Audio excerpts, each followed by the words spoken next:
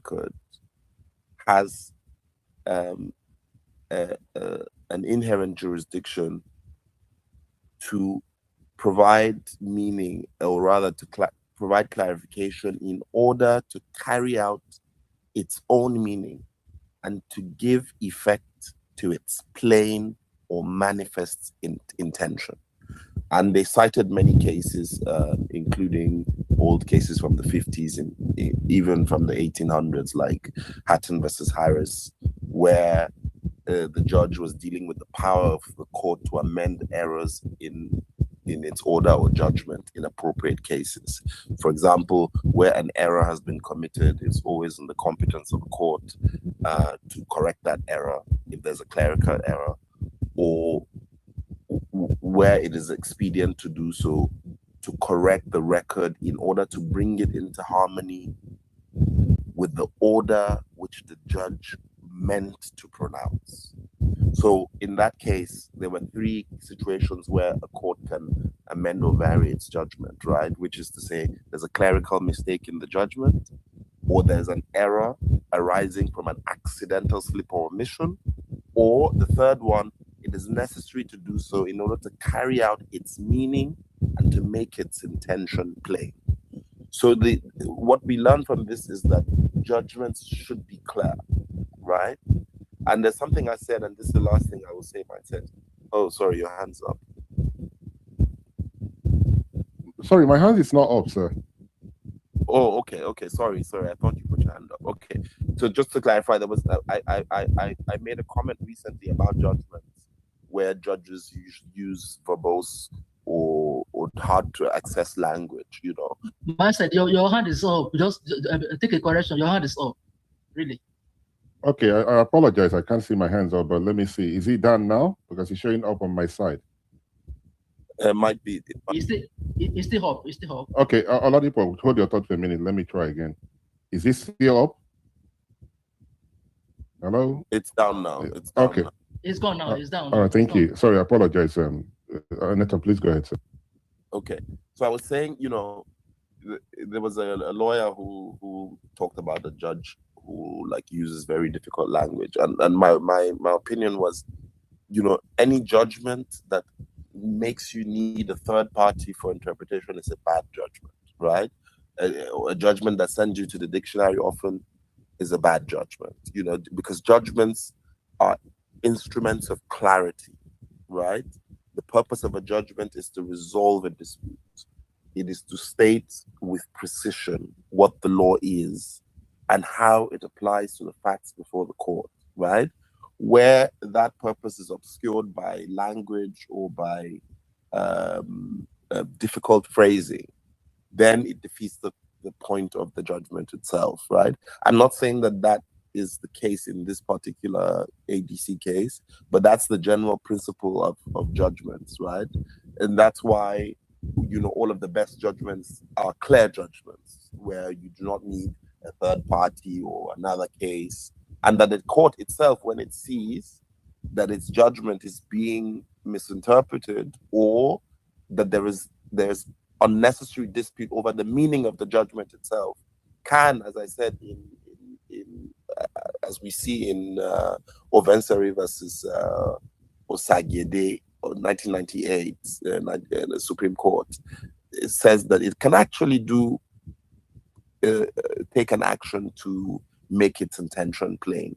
So personally, if I was a judge and my judgment was being misinterpreted, or at least there's dispute about the meaning of the judgment itself, as a court, I might step in to say, look, this is the intention of the judgment. And I think that more judges need to make their judgments clear so that parties don't eventually go on and you know, both parties begin to argue about what actually does the judgment mean. So this is on actually judges to be clearer, to be more direct, to be plain about what the decision they have made is. That's up to the judge. But I agree that many judgments suffer from this, especially if you go and look at the Court of Appeal. There are several times where we see parties go to court and they leave the court even more confused than when they when they went. So yeah, it is a problem with some judgments, but that's the position of the law, that a court can actually step in to clarify this. All right, thank you very much, Nathan, for the great work you have done in explaining these legal jargons. Is that what you guys call it? You see, I'm trying to be a lawyer now. I think after Spaces, I will start going back. I will go back to school and start studying. Hopefully, I will qualify before Nathan became the president, right? But thank you. So we're going to go back to the topic. I think we have dealt with this issue of INEC and ADC and what have you, right? I think it's important that we go to the topic, the U.S. Embassy staff. As somebody's mic is on. Oladipo, please, can you mute your mic? I'm not sure why I keep correcting you guys. Okay, it's not what, sorry, I apologize, but I'm going to do this right now. Okay, sorry. What was I saying earlier on? I lost my train of thought again. Yeah, you were talking about the U.S. Embassy. Sorry, the U.S. If we can go to the topic of the U.S. Embassy staff asked to leave Nigeria due to insecurity, please. Anybody who wants to comment on that particular topic, please, you can raise your hand. And please, let's not interrupt or interject when somebody is speaking. It's very, very rude. It's very, very disrespectful to do so. You can raise your hand and we will know you're here, right? Some persons would let it fly and everything. I'm not wired that way. So if there is anyone who would like to contribute on this particular topic, please, you can raise your hand and we'll pass the mic to you. Those on the speaker session, if you want to. Okay, nobody's responding. Nathan, please go ahead, sir. No, I just wanted to say that there are actually people raising their hands. I think Ayodele is raising his hand. Making Soul is raising their hand as well. Oh, sorry. I think it's from my end, and my network has been disappointing. So, Ayo, thank you very much, Nathan. Ayo, please go ahead, sir. I didn't see your hand. Okay, thank you very much, myself. I actually wanted to contribute earlier, but I had to keep my cool. I wanted to explain to that guy that was saying status quo antebellum, but that is by the way. But anyways, for the U.S. embassy leaving or asking their citizens to evacuate or evacuating their citizens, it is because of their hatred for the current government. That is what I see about it. Nigeria is a very peaceful country. Our president is being very fine, and he has been working tirelessly, doesn't sleep in the night. As a matter of fact, he has been working tirelessly to ensure that security of lives and property is sacrosanct in the whole nation. And they are just trying every possible means to disgrace the president. So that is what I see about those US this. Well, that is the thought of. That is not actually what I meant, but that is the reasoning of certain Nigerians. But hey, we are at war, whether we like it or not. Thank you, mindset. All right, thank you very much, Ayo. We have two Ayos here. Ayo, I was going to ask you, are you being sarcastic or are you being, because I've had you on this space before. I know sometimes, it helps when we're lighting things up, but this is a very, very serious topic, right? And some persons who might not know your position might think, okay, what is this guy talking about? So, I'm just saying this. Maybe sometimes when we're having a conversation that is as serious as this, one should be able to make their point and not make it look a bit fun, bring jokes into it, because there's nothing joke about people losing their lives. Because when someone would listen to you say the president is doing his best, and they will say, okay, who the hell is this? Sorry, excuse my language. Who is this guy, right? Okay, but thank you very much, Ayo. Do we have any other person?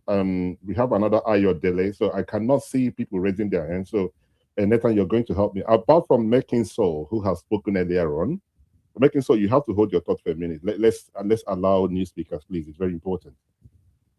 If we can, Nathan, do we have any other person, or you want to contribute yourself? The second Ayodele has his hand up. Okay, Ayodele, the mic is yours here. Thank you, Mindset. Good afternoon, everyone. I'll talk about the U.S. Embassy staff asked to leave. I don't really like to go into details when they are talking about security because I'm limited.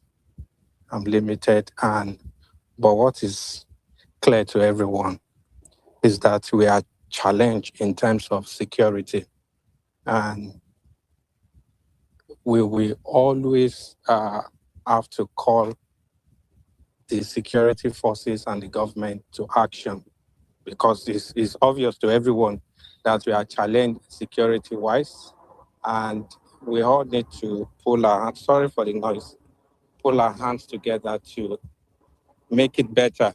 So if US is saying their staff should leave the embassy, of course, the US can't just give him such information without any intelligence. It's something that should be taken seriously. So I agree with everyone that we should always hold the government responsible. Day by day is just getting worse. It's getting worse. Government need to do a lot better. So that's much. I don't like commenting too much on security issues.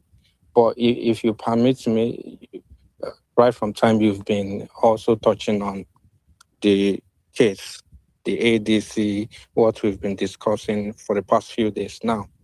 If you don't mind, I would like to just react and add one or two things to what El Nathan said earlier. You know, just like what you've always been echoing regularly, this is not an echo chamber, if I may use your word. So there will always be divergent views on a platform like this. If I'm buying a piece of land and I don't want to get entangled with legal issues, I'll hire a lawyer. In that case, we are talking about a contract, we are talking about land use and all that. So they are quite straightforward. It's not a case in court. I just want to be professionally guided to carry out that transaction legally and safely. But when we come on spaces, there will be divergent views. It is in the courtroom that lawyers engage themselves to argue a case. And there has never been a time, even when a thief is caught, and there's that opportunity, they will still get a lawyer for the thief. You understand? So there will always be two sides to a coin. Ultimately, it is the law court that will decide the case. Why am I saying that? Why am I saying that? Why I said that was that I think he mentioned that he doesn't like arguing with non-lawyers on the platform. It is not argument. People are just trying to hear their views based on their understanding. That understanding might be limited. We've had so many cases in the country. For one, I can tell you, the one in Osun State, the tribunal, the position of Falana was very clear. In fact, I thought the case would go that way. But when the case got to the Supreme Court, it wasn't the same. So there will always be divergent views. Just for the avoidance of doubt, my earlier position remains that because, based on my own understanding, opinion, because INEC witnessed July 29th, I felt morally, they should have retained, that should have been their status quo antebellum before the hostility started. However, no party should take further step from that point. ADC should have suspended their congresses and convention, but you can see that everybody is trying to be smart in that case. So that's my position, and it remains. But based on the basis of INEC position in the recognizing the two people, principal officers, is based on the timeline. And what has been missing so far in all explanation is the actual date that ADC formally request the INEC to recognize the principal officers. That has been missing. I think INEC is claiming 4th or so of September after litigation. Why did ATC have to wait that long? And they are claiming they recognize them. So going by that, by layman, which some lawyers are also echoing, that makes sense to them. So you leave them with their opinion. Then we that felt that, 29th morally, it's like INEC denying. Then so be it. Eventually, it will be sorted out at that point. So until this case is dispensed with, there will be divergent views, and no view will be superior until a court. But there will be more people on one side than the other. But we cannot just condemn people that have a divergent view to what us. And I'm happy, this last one, I'm happy that if I follow Nathan's argument on this explanation on this platform, when we were having the case of forged tax law, I asked a specific question that gazetting, is it an administrative activity or legal? I think it also said it's administrative. But now we are saying that once the law is passed, then it becomes a law. But people were arguing that until what was it called again? Until the document, the gazette is available, what will the court, what will public institutions relied on? I don't know whether you recall. I don't know whether that space is recorded. So I think that position, I'm not sure whether I'm misquoting him, is different. So things can be very fluid and change with time, based on facts on ground. Thank you. Okay, thank you very much, Ayo. So let me start with the reference you made to the Carter's law. I think there are two different things, because you talked about being gazetted or not being gazetted. I will go back and see when we had that spaces. I believe it was recorded, because the argument there was, when was the change made? Right? Was it before gazetting or not before gazetting? It's not that when it was gazetted, it's when it becomes a law. So the argument was, these guys were saying what they pass in the House is different from what Nigeria have been, has been shown, right? So I think these two different things. But let me leave it at that. But let me go back to mind game. I'll come back to you, sir. Let me go back to what you said in regards to the topic at hand, and not the security one. The other one you mentioned about the INEC thing. Not that Nathan is here, or my position. I disagree with Nathan on so many things, which you know that already. But I think his explanation to me makes this thing very simple. Simplifies it. Let me tell you why I believe so. He gave an analogy. He gave an example of when on the 29th, when this thing was recognized. So whether INEC decide to publish it in 2037, it doesn't matter. INEC were there, right? They were there to recognize this thing, and it's been documented that we are here, we have seen that you have done this thing and everything. So that is the law. It's not morally. I do not think it's a moral thing. It's a legal thing, because it's a document. This is the document that I believe Ralph Arabishola took to INEC office to say, this is the affidavit. So the 29th of July is a date that helps ADC's case. If anybody's bringing it to the 2nd of September or 4th of September, I think, perhaps they want to push it here and there. But the 29th is the most important date in this whole thing.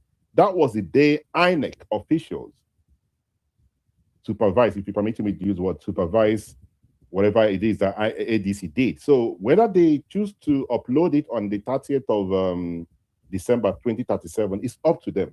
So it's not a moral thing, it's a legal thing, right? I'm not sure if I'm making sense to you, sir. Okay, Ayo, go ahead, sir. Yeah, sorry. For me, it's a moral thing, because if you recall, immediately after INEC recognized Aregbesola and Mark, the statement put forward by the ADC, their argument was that they will go ahead with the congresses and conventions, and INEC participation in congresses, conventions, and meetings have been settled by the court. That is just for them to come, and that is observatory. It's observatory. What then implies to me, logically, is that whatever it is witnessed, once it's done, the onus is on you to formally inform them. As you witness, this is our resolution. Please carry this out. And I gave an analogy 2 days ago that if you are buying a piece of land, I can be so morally upright and be good.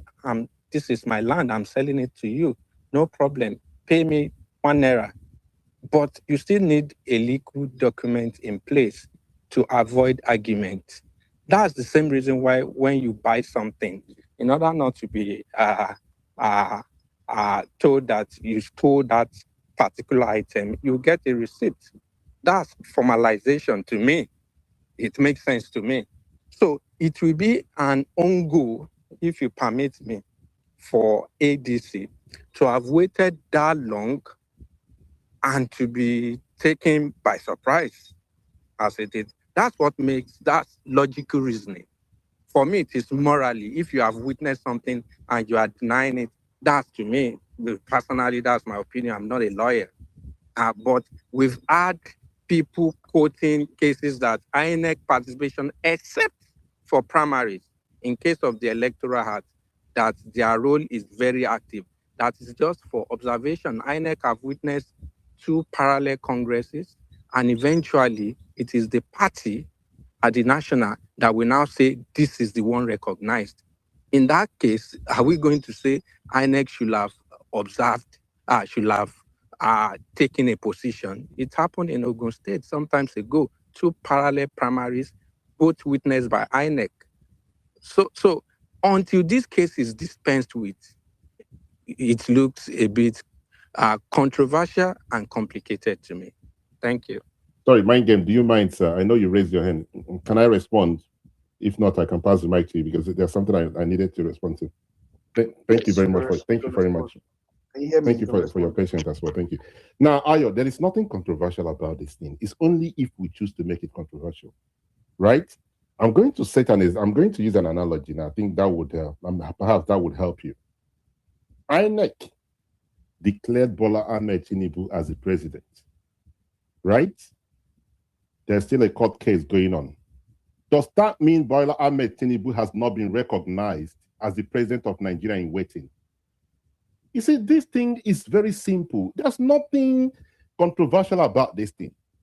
INEC, after the election, INEC said the winner of this election is Bola Ahmed Tinubu. He has not been sworn in. The other individuals can still go to court. Why is it controversial? INEC witnessed something and say, okay, we witnessed this in under oath, right? So you're not saying to me, oh, because Bola Ahmed Tinubu have not been sworn in, he cannot be given, INEC should not be giving him, the certificate that was given to him as the president, the wedding should be taken away from him and hold on until the court decide. But the certificate was given to him. INEC presented the certificate to Bola Ahmed Tinubu, Peter Obi, Atiku Abubakar, and the rest of them were in court. INEC did not say, no. Let's take the certificate back from him until the court decides. What is controversial about this? It's the same INEC, the same thing. You can respond quickly because Mind Game wants to speak, sir. Go ahead. Just quickly, Mind said to bring a close to this, you can liken the NEC meeting to a general election. INEC did not present certificates of return to David Mark and Aregbesola. INEC's role in that meeting, from what is publicly available, is observatory in nature.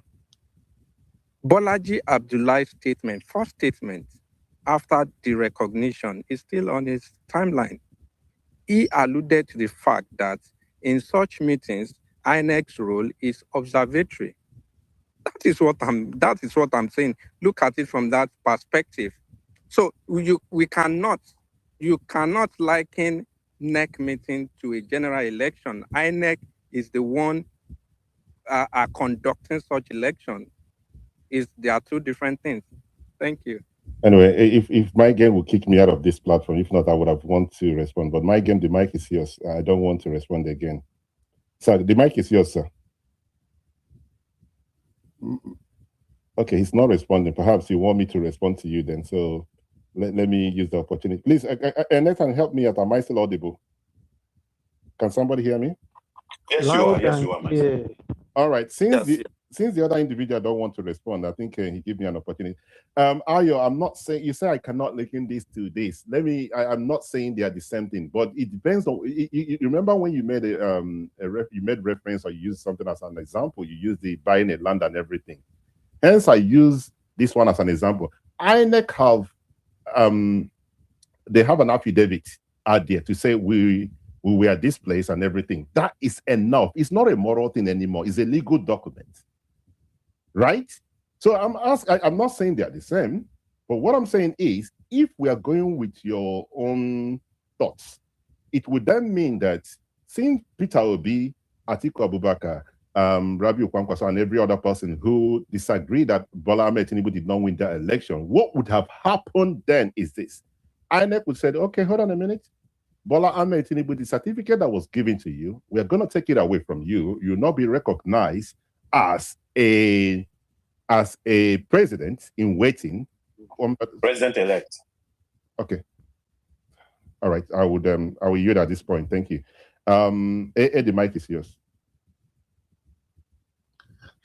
Thank you, Mindset. I just left. The thing has been. I've been listening to you guys whilst walking away, but I just wanted to contribute and respond to what I think Ayo, the last speaker, has been saying. You see, Ayo, and I hope I'm getting your name right. I think Ayo, the mistake you are making is to think that a dispute is a conclusive proof of a situation. It's an allegation. That's why the court say the law is that he who alleges must prove.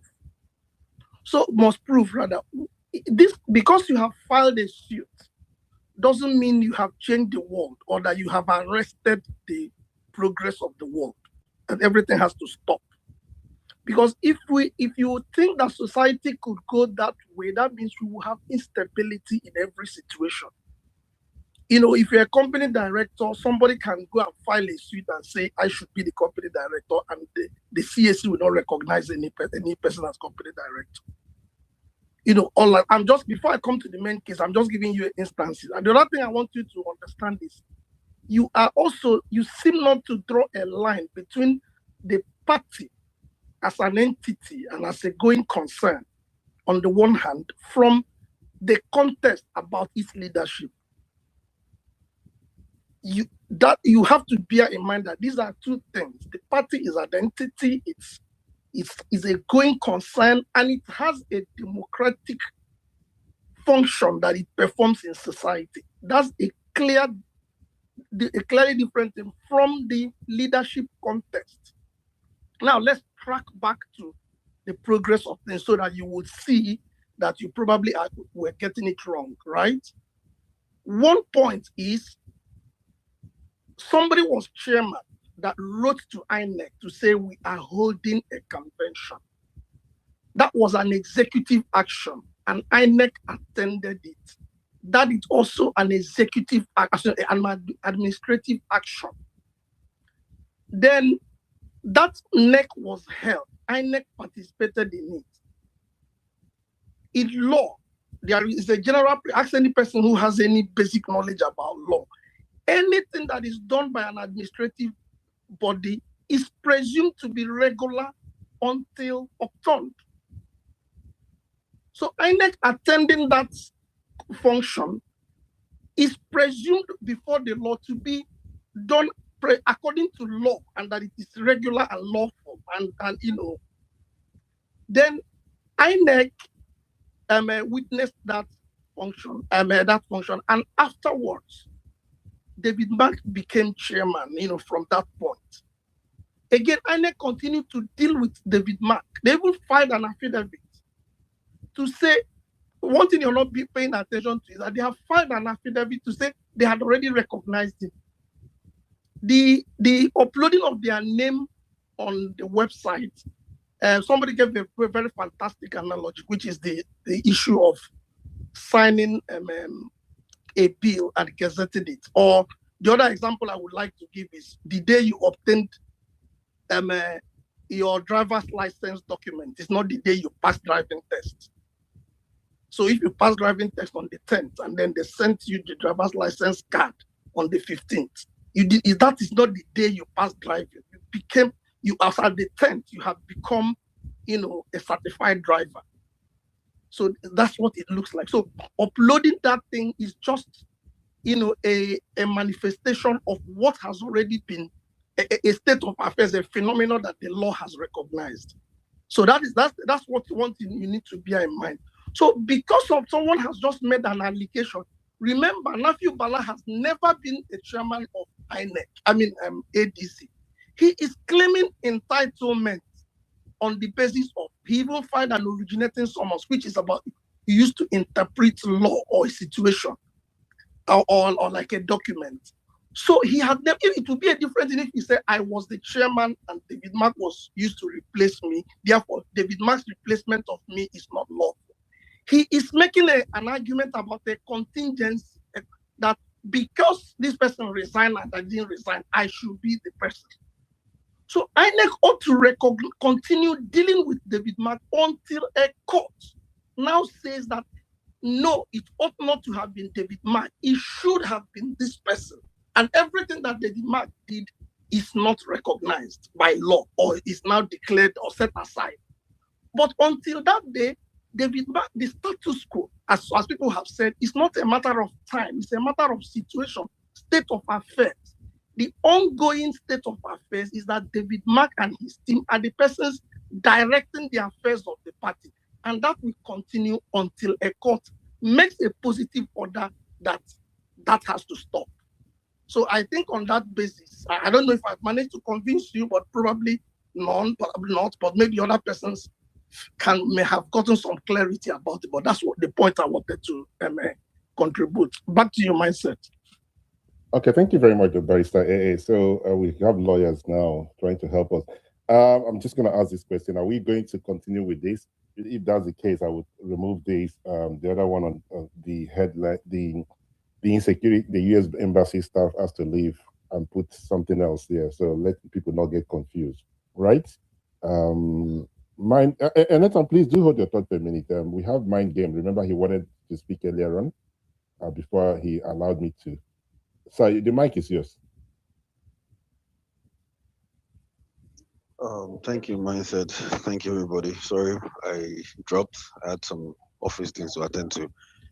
Look, it's very obvious that our legal system in Nigeria has done nothing but further destroy and shatter the country as we know it. Because we can see judgments over time that should be as clear as day for one to easily interpret. Even a layman can probably be able to understand the concept of this judgment. But however, it is not the case. We spent almost months or trying to ascertain the meaning of "and" after the presidential election, where everybody was trying to interpret what "and" means, what "and" meant. And even lawyers, argued on cross-section what "and" actually stand for, what it meant. And we're back to almost the same thing concerning the ADC here. It's obvious that the easiest way to destroy a country starts from the legal profession. And when they start being very unprofessional and unbiased and being neutral in the case of judging matters that concerns Nigeria and high profile like this, you can tell that the hands of whoever is on it. We're losing Nigeria day by day. You can see our politicians and all building houses for judges, building houses for those things. I will not say those things are bad, but you know why those things are happening. We know why those things happen. And then when we see judgments like this, it's as clear as they maintain status quo. If there was something wrong with the process that brought about the current leadership before this crisis came up, INEC would not be there. They were there, they were present. So they acknowledged it. The fact that they were there, it means it's a state of acknowledgement that yes, this process is legally binding and following due process. Why should INEC be there if this matter wasn't as it was legit and following the due process, making sure INEC is actually present when they were converting the whole David Mark thing. And all of a sudden, everything just changed prior to getting close to the 2027 elections. Same thing happened with the Labour Party. Issues here and there, and it was never resolved until, of course, I don't want to mention names, a certain person left the APC. That is when the court finally gave a judgment to affirm the person who is rightfully supposed to be the leader of the Labour Party. And the same process now starting all over again. And this thing, I can beat my chest that it will drag on for as long as it makes sure some certain set of people do not get the opportunity to be on the ballot. And I can bet you some certain set of people, like I'm not mentioning names, leave that same party. This issue will be resolved in no distant time. So we should not pretend like we don't see what is happening. We should not pretend like we do not understand what is happening. And this thing should concern everybody because this is our democracy being trampled upon. That we cannot speak and we cannot even have the mindset to actually go to the courts and have the confidence that even a common man can get justice. Let's ask everybody right now, with our conscience being held to our chest, can a common man get justice if a politician or somebody who is high up tramples on his rights? And even when the case is glaring that this person has been trampled upon, but because the person is high up or is a politician or has one thing or the other, we all know how that case will go. It is not the case in other climes of the world. As a common man, as a citizen, I can take anybody, Bill Gates or anybody, to court if I feel my right has been trampled upon, and I have the confidence that the court will hold justice and don't look at, because it's a politician or because it's a big person. But in Nigeria, it's not the case. And that is the same court that you people expect the Nigerians to trust. Over and over and over and over and over again, our court and our judicial system has keep on giving Nigerians reasons why they cannot trust the system. And they cannot trust the court, which is supposed to be the last common hope for a common man to get justice. And that is democracy that we preach. That is the country that we hope to actually have a future. If the courts cannot give the common man the right to hold the highest human being of this country, even the government, accountable when they do wrong to us as Nigerians, because it's our right, then who do we run to and where do we run to? Because as it stands right now, the court seems to be failing Nigerians woefully. Yes, there are some instances where the court give favorable judgment that everybody can agree that yes, the court has done justice. But on an average, if we want to use statistics and say, okay, on an average, has the court shown its capacity to give Nigerians justice, fairness? I will tell you no. I will not use the little times that they've been able to give judgment that everybody agrees that this judgment has been fair. Because most of the time we keep seeing that the court always, forgive me, hold on please.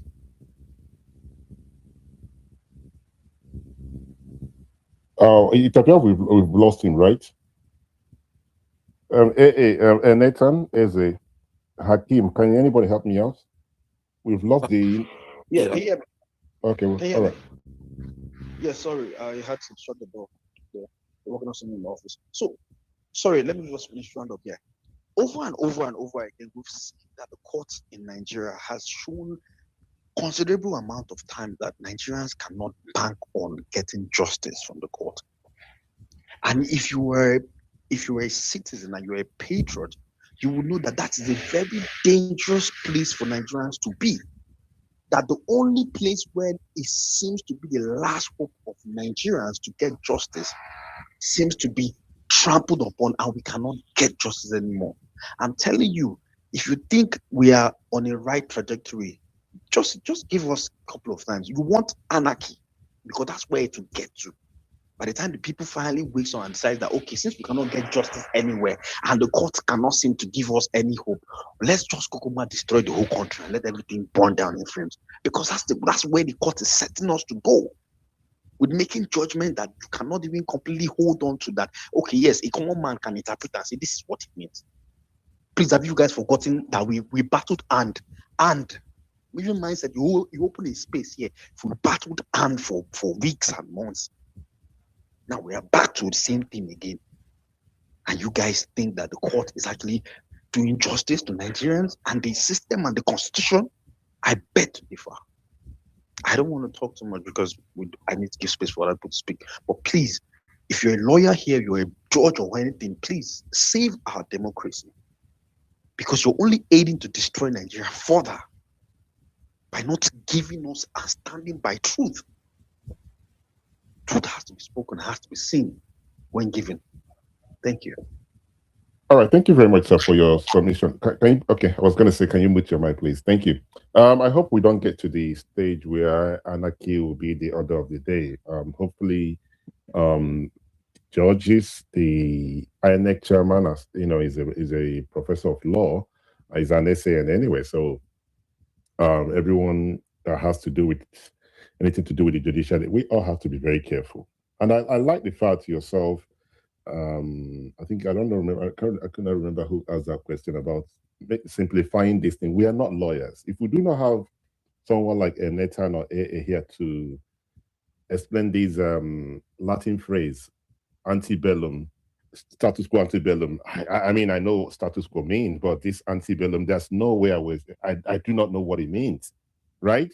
But just tell us that I don't, as it stands right now, David Mark is the chairman. INEC should not do anything. Do it in a way that we can, read it without arguing with ourselves. All right. It's not only, and there was another thing we were arguing with on during the last election. But you remember there was one word that became so famous then. It's not and. There was this thing that the judges, we learned from yourself and other lawyers on the platform. That was 2023, right? That was one word again that we were all battling with, and it was I think it was the Court of Appeal that came up with that word as well. And we all turned out to be lawyers without any qualification, but that's where we are. All right, so I'm going to ask that question again. And Nathan, you raised your hand earlier on. Are we going to continue with this particular topic, or should I change? I mean, because it's not fair to those joining the platform. They would think, are we not discussing the insecurity? What is your take on it?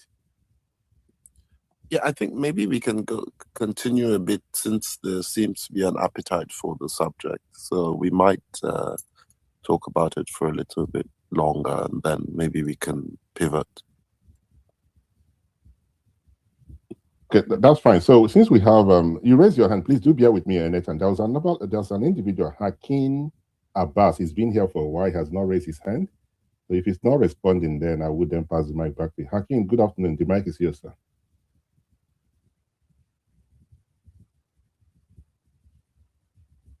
Mr. Abbas,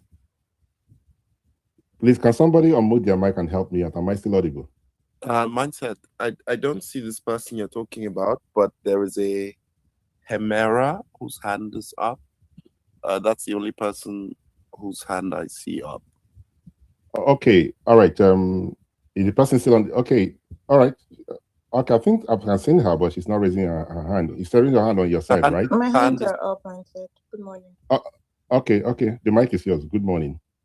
I was going to talk about the topic, but it seems like we're talking about something else. Is it okay if I continue, or I don't want to spoil the flow of the conversation? I think we should, because we have only. I think we should continue with the topic, right? Sorry, bear with me for a minute, please, if that's okay with yourself. Anytime you raise your hand. Yeah, so I think that one thing we can do is, since there are people who want to talk about both topics, is I don't think it's too difficult for people to comment on either of the topics. So, for example, those who want to talk about one thing, and eventually I think we will streamline into like what if we can do, if Hemera wants to talk about the US embassy thing, I think it's okay if we do that. I mean, I'm sure we are capable of keeping track but it seems that both things are really on the minds of people. So maybe Hemera can go ahead and speak. Okay, that's fine. Thank you. So the reason I wanted to ask is, it's not fair when people join the platform, they see another topic and we're discussing something else, they will think, okay, why am I here? So what I would do then is just to remove that topic, and I'm just going to make it politics today. So that will give us an opportunity for those who would like to continue on this and on the other particular topic. I think that will work for everyone, right? Do we all agree to that? Amira, what is your take? Do you agree to that? Yeah, that's fine, mindset. Okay, the mic is yours. Okay.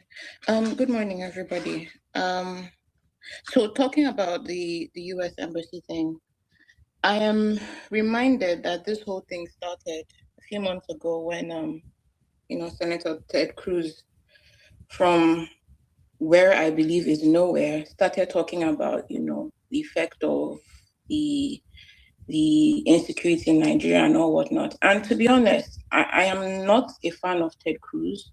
However, I am not one to look a gift horse in the mouth. And so when he started talking about it, even though I was wary about everything, I thought, well, if something good can come out of this, it would be something to console ourselves with. But as time progressed, I saw from from what was happening, that it seemed like the reason people were raising the topic outside of Nigeria was because they needed to cover up other things that were happening elsewhere. And that made me a bit more wary, because from history, one finds that America never does anything unless it benefits America. And yes, they may have a cloak of morality around their actions when they do them. The underlying issue still remains that they're only going to do something unless it's when it's in their own national interest. And that's fine, as every country should. I don't fault them for that. And so when, it progressed to move from talks on Twitter to Riley Moore coming to Nigeria and, having a whole brouhaha about all of that, I was very skeptical, because not because America can't do something, beneficial, but what America considers its best interest may not always align with us. By us, I mean, Nigerians and the welfare of all Nigerians. And so Riley Moore comes to Nigeria, he does his tour, he writes a report. And in my heart of hearts, I was hoping that if there were going to be, counter effects from that, it would be something a bit more strategic. Whether you're putting visa bans, whether you're putting sanctions, whether you're doing targeted attacks, it will be something more strategic and not something broad. But I am learning that this administration cares more about performance than actual outward performance, as opposed to like actually solving problems. And so you have a situation where this administration, instead of being strategic with its response, goes and performs a strike in Sokoto. I don't know what is happening in Sokoto. I'm not an expert, but I would, in my opinion, I don't think that was the right action, right? And so that happens, and then things escalate to the point where you have the president of Nigeria sending his wife, hiring a lobbying team to go to DC. And then since, Remi Tinubu went for that prayer breakfast or prayer lunch, whatever. Since that lobbying firm was hired, I haven't heard anything, which was my worst fear, right? Which was my worst fear, because now you have stirred everybody up and you have, for all intents and purposes, abandoned us again. I don't blame them. It's in their own national interest. It's their own benefits, right? But you have left the people of Nigeria alone again, to the point where now we are seeing attacks in the north, which one can consider as reprisal attacks. One could draw a straight line between what that strike that America performed to what is happening today. I will leave it to the security experts who know better than me, but in my opinion, there is a straight line connecting what the US did to these reprisal attacks. And so the point I'm trying to make is, at the end of the day, I know we as Nigerians are hoping that, the bigger players in the world stage will come and save us. The point I'm trying to make is, nobody is coming to save you unless it benefits them. Not one single person is going to give their life, their property, their resources to save you unless it benefits them. As it stands now, America has opened, metaphorically, wars on so many different fronts. They are talking about Iraq, they're talking about China, they're talking about Venezuela. So many things are going on at the same time. Nigeria is, I'm sorry to say, it's not a priority. And so we now have to deal with the fallout of whatever is going to happen because of what they did. And so my appeal again is to Nigerians to learn that at the end of the day, the only people you have are yourselves. If you keep dividing yourself along tribal lines, around religious lines, this ship is going to burn with everybody inside of it. No big brother is coming to save you, no US, no UK, nobody. So if you truly want to make sure that this thing this insecurity becomes a thing of the past, you have to become more involved in your policies. You have to become more involved in your politics and make sure that the people you put there are people that can actually do something to solve this problem. That's all I wanted to say as a mindset. Thank you. All right, thank you very much, Hamera. Please correct me if I pronounce your name the wrong way. Is Hamera right? Yeah. Thank you for your submission. I was going to respond, but I can see some other individual raising their hand. And Nathan, go ahead, then I'll go to Mind Game before I respond to some of the things you said. Okay, there was just something I wanted to say earlier, just since we're moving back and forth.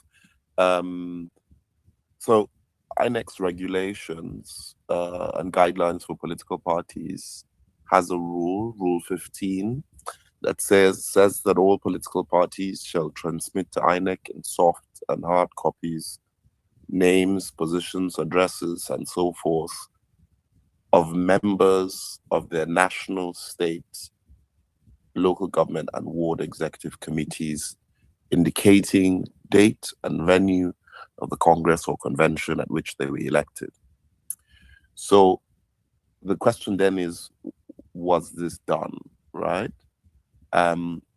So yes, the ADC needed to formally notify INEC of the new leadership after the July 29 meeting, right? And at least what we know is that was done. And so the question of when this dispute occurred, I think is clearer and clearer if we see, if we look at the facts of the matter. But again, the court will decide, and I agree with everyone who says that judgments need to be clearer, and that people shouldn't keep sort of arguing about the effect of a judgment on the facts of the case.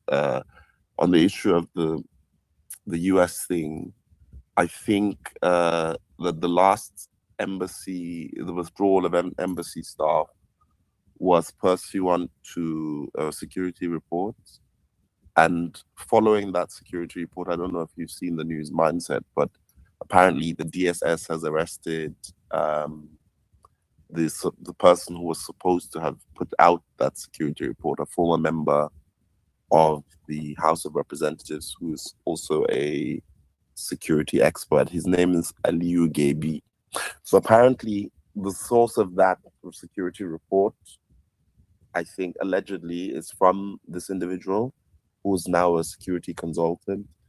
And because of that report, many embassies wanted to close down, but of course the Nigerian government intervened and was sort of negotiating with embassies not to shut down their embassies following this report. And they've now arrested Aliyu Gabi, or at least invited him, from the last report I had read.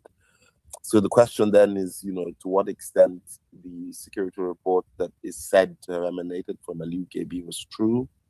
And I mean, that of course is in spite of the real security challenges that we've been discussing on this space. So I think if any, I don't know who else has more information about this, but the last thing I've seen is that Gabi has been invited for questioning and at least been arrested at least once, I think, in the past 48 hours. I don't know whether that changes the conversation. All right, thank you very much, Nathan. Mind, I will come back to you, sir. Let me respond to some of the things that Hamera said, and I will respond to what Nathan said. So you see, the thing here is quite a number of persons, probably we do not remember that in December 2020, Nigeria was designated as a country of particular concern. This thing did not just happen last year. This is not the first time this has happened. So when Trump came on board the first time, he was, it's not about fighting Bola Tinubu. This was the time of the late Buhari. That was 2020, right? And they wanted to continue their investigation. Unfortunately, or fortunately for some persons, Trump lost that election. What's the name? The Democrats came on board and they removed Nigeria from the country of particular concern. So this thing is not the first time this particular government has done it. And, but I like the fact you mentioned Senator Ted Cruz and everything. There is a lot of people that has put a lot of work in, a lot of work has gone into this for us to be designated in 2020. And the people did not give up. I will mention a name, and I would like everybody listening to me, please, if you can, go and do a research on it. There's quite a number of persons that did a lot of job, but there's one bishop from Benue State. His name is Bishop Wilfred. I can't pronounce his surname, right? He has been to so many countries, not only the United States. He has been to the UK since 2020, I believe, or maybe some persons say he started from 2008 or 2009, but let me speak based on the information available to me. He's been going around telling the world that this is what is going on in the Middle Belt, right? So this thing did not happen overnight. Now, you would then argue, why Bola Tinubu? Coincidentally, Trump won the election, so they have to start where they stopped again. So when people come up with these CIA nonsense and all this thing, and I will ask myself a question, this thing didn't start today, right? It's not about Bola Tinubu, somebody hates him, he's a CIA agent and all this nonsense and all this flag. Listen, go back to 2020. Was Bola Ahmed Tinubu the president in 2020? Absolutely not. It's led Buhari a CIA agent as well. This is the thing, right? Now, here lies the problem for me. Do we have a problem, security problem? Absolutely. Are we going to focus to see how we can get ourselves out from this? That is what we have to do. That will not take me to what Nathan said. But Hamera, I hope you understand that I'm not being unkind to you. I'm just trying to explain things to a lot of people, because some persons would always think that this thing started because of Bola Tinubu. Now, Nathan, let me respond to some of the things you said. I've seen the article written by Premium Time. That's what you're making reference to, Nathan, I believe, right? Nathan? Okay, thank you. So I read that article, and I spoke earlier on about it. I'm happy this space is recorded, so one can go back and listen to it. I do not want to believe Mr. Gabi or Gabi, depending on how one pronounces his name, is the reason the United States of America decided to tell their staff to leave out Nigeria. I don't just want to believe that. it doesn't make sense to me as a person, right? You see, the problem I have with this present government is that they always try to use, in my word, please, this is my word, not someone else, find, somebody to blame. And I will take you back to the issue of the CPC. When this happened, instead of tackling this whole thing and saying to themselves or those around them, okay, Nigeria, we have a problem here. Are people being killed in the North Central? Sorry, North Central, I believe, right? Yes. But these are the things we are doing to stop it. They started by saying, no, it didn't happen. And they're trying to, get some other person to take the blame. You saw Daniel Bwala statement, whereby, with the help of the New York Times, they say they got the intel. Can you believe that America got an intel from a screwdriver seller? That was what these guys want Nigerians to buy. Daniel bought it, he sold it to whoever wants to buy it. But here lies the problem. Here lies the thing, right? The same individual that bought this whole cock and bull story, the then Minister of Foreign Affairs, went online, explained that Nigeria gave the United States the intel to bomb a place in Sokoto State. So, because that stupid argument of a screwdriver seller from the southeast did not fly anymore, they move away from it, right? Because they want the people to say, okay, hold on a minute, this thing was not happening. It was somebody in the southeast that started this propaganda. That is how bad things are in this country. And we don't want to admit it. And everybody bought it. Now, I'm not saying Mr. Gaby is right or wrong, but I find it very difficult to believe that America, with their own intelligence, that somebody who was a former politician will come to their embassy and say, please, you guys need to start packing. I've got an intelligence that something would happen. And they will say, okay, thank you very much, sir. Everybody, you pack your bag, we are leaving. I mean, come on, guys, give me a break. America would just take that decision like that without doing their, fact findings and use their intel to say, no, we're not going to do this.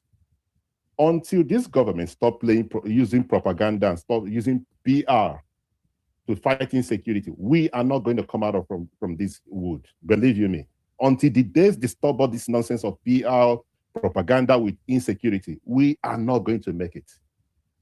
We have a problem. We lost a general a few days ago. Is he America or is he Mr. Gaby? Or, is he Mr. Gaby that told Boko Haram or whoever that to kill that guy to kill the general to make Nigeria look bad? We don't want to tell ourselves the truth when it comes to insecurity. The mic is yours, Nathan, before I go to mine. Yes, so it's a difficult question because we are well aware of the security situation in Nigeria, and you don't need a soothsayer to tell you how bad things are. Now, that being said, it is not impossible that there might be a security report that may or may not be completely substantiated, which causes them, out of an abundance of caution, to close their embassy. I generally agree with you, but on this issue, but I just wanted to point out that the U.S. has several times done this based on security reports that turned out to be false. So, for example, after I read this, I was looking at cases where the U.S. embassy closed because of security reports that turned out to be untrue. I'm not saying this one is untrue. I'm saying there are many reasons to close an embassy in Nigeria. But for example, if you look at sometime in November 2024, the U.S. embassy closed for the day in Ukraine because there was an anticipated air attack. So Reuters reported that Ukraine's military intelligence said that fake messages were being circulated as part of sort of a Russian psychological operation, right? And they closed based on that information out of an abundance of caution, right? There were cases in Caracas in 2002, London in 2024, Argentina 2023, where there were hoaxes that caused the US embassy to close down. And so if you think of the one in London in 2024, there was a bomb hoax outside the US embassy, and it was fake, and they closed down the embassy, and so on and so forth. I'm just saying that often there are times when the embassy closes out of an abundance of caution, not necessarily on the strength or accuracy of the security report. That said, of course, we know that the security situation in Nigeria is dire, and that, you know, the government is simply chasing shadows instead of actually facing the real issues on the ground. All right, thank you very much, Nathan. Mind, please go ahead, sir. The mic is yours.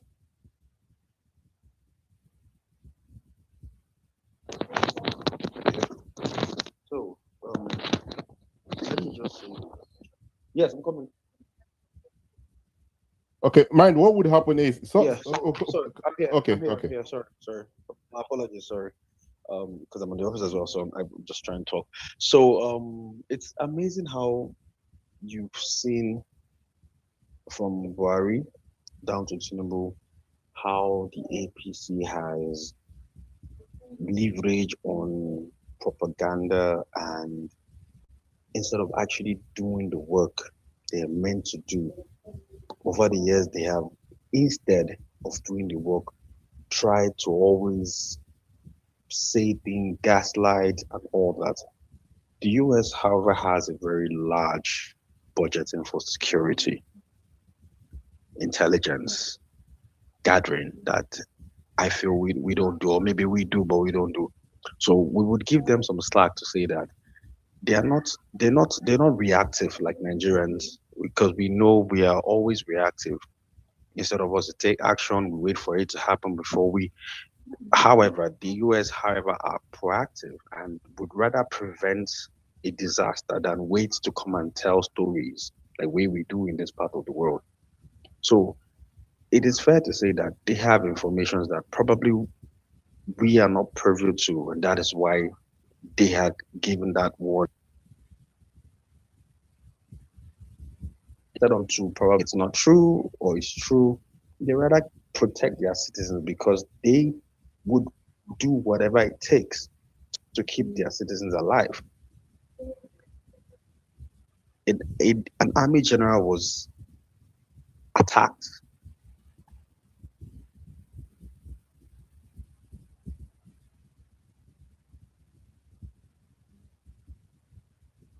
All right, it appears we've lost him, right? Hello? I can't hear him anymore. The line was breaking, so he's no longer on the platform. Mind, if you can hear me, please request for the mic and I'll bring you back up. Okay, Yakin Abbas, you were here earlier on and I did call you to speak. For some reason you dropped, but you're back again. Are you free to speak, sir?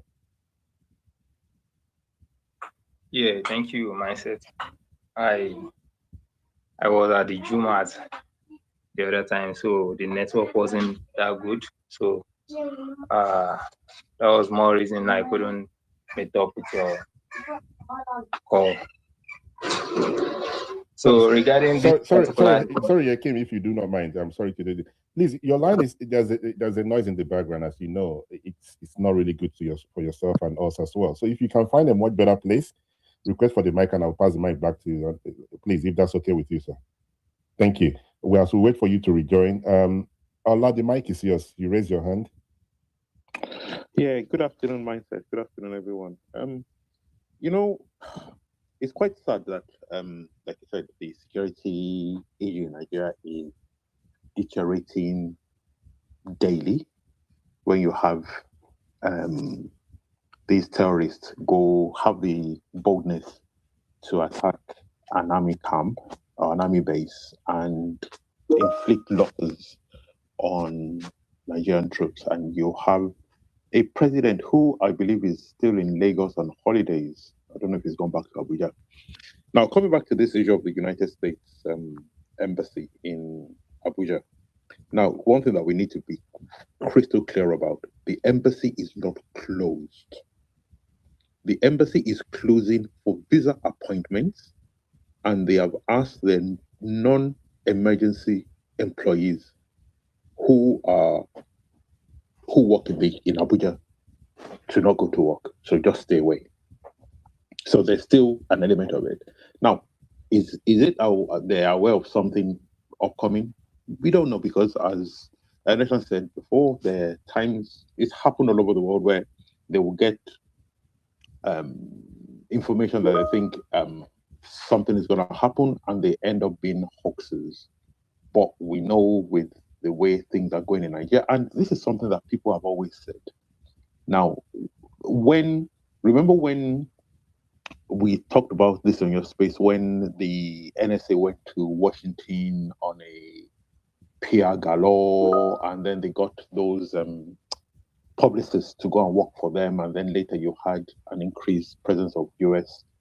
Even they called them technical help, assistance in American soldiers in Nigeria. Now, we've always said that these things would, because they're like a prize to these terrorists. So, and obviously, it's a propaganda thing for them. If we can, attack whether the embassy, their staff, or kidnap one or two, put them on camera and put them in a jumpsuit and all sorts. So, this is part of the problem that this government is attracting to itself. Yes, you need to ask for help, but first of all, are you even admitting that there's a problem? No, they're not, because on one hand, they will say there's a problem. Remember when the drone strike happened in that area? Sometimes we had some people in the government say, oh, we don't know about it. And then next minute, they don't even know whether they're going or coming. 1 minute, the defense minister and the chief of defense staff is saying, yes, we should go out, wipe those guys out. And then you have another one come around and say, no. You know what? Let's treat them like prodigal, like the prodigal son. So it's like they can't really put their foot down. And when you look at the losses that the armed forces have suffered in the last couple of months, the brigadier general that was lost in an ambush, that got caught in an ambush and stuff, and it just keeps on piling up. But the unfortunate thing is, the current government knows that they can do whatever they want, and nothing will happen. Even the past government. Remember when Buhari lost was it chief of army staff? He didn't even turn up at the guy's funeral in Abuja. It just shows how the ruling class, how they just, it's a classic case of Nigerian howness. And all this bad behavior, it permeates every aspect of life, especially with this current government or this party in power, who's been in power since 2015. And the only thing Nigeria can do, I would hope, is let them know at the polls how you feel about them. Thank you, Mindset. Thank you very much, Ola, for your submission. Let them know at the polls who's going to be at the polls. Which party are we talking about? But I'm happy you said that, because that will now bring us back to what we were discussing earlier on. Hakim, you're back before I pass the mic to mine. I'm sorry, Hakim, hold your thought for a minute, sir. And Nathan, I sent you, there's something I sent you. Please, can you have a look at it? And Nathan, are you there? Yes, let me check. Thank you. Hakim, the mic is yours, sir. Oh, Yekin. I apologize, sir. Yekin, my apologies, sir. All right, sir. All right. Thank you. Thank you for having me here. My position on what has been discussed so far, I think in Nigeria, there's nothing like rumor in Nigeria. That is my own personal belief, though, because when you check out some rumors, at the end of the day, it will take a little while, then you discover the rumor come to reality at the end of the day. So I just shared a picture of uh, the man that actually misled the embassy, U.S. embassy, on the rumored news, and he has been arrested already.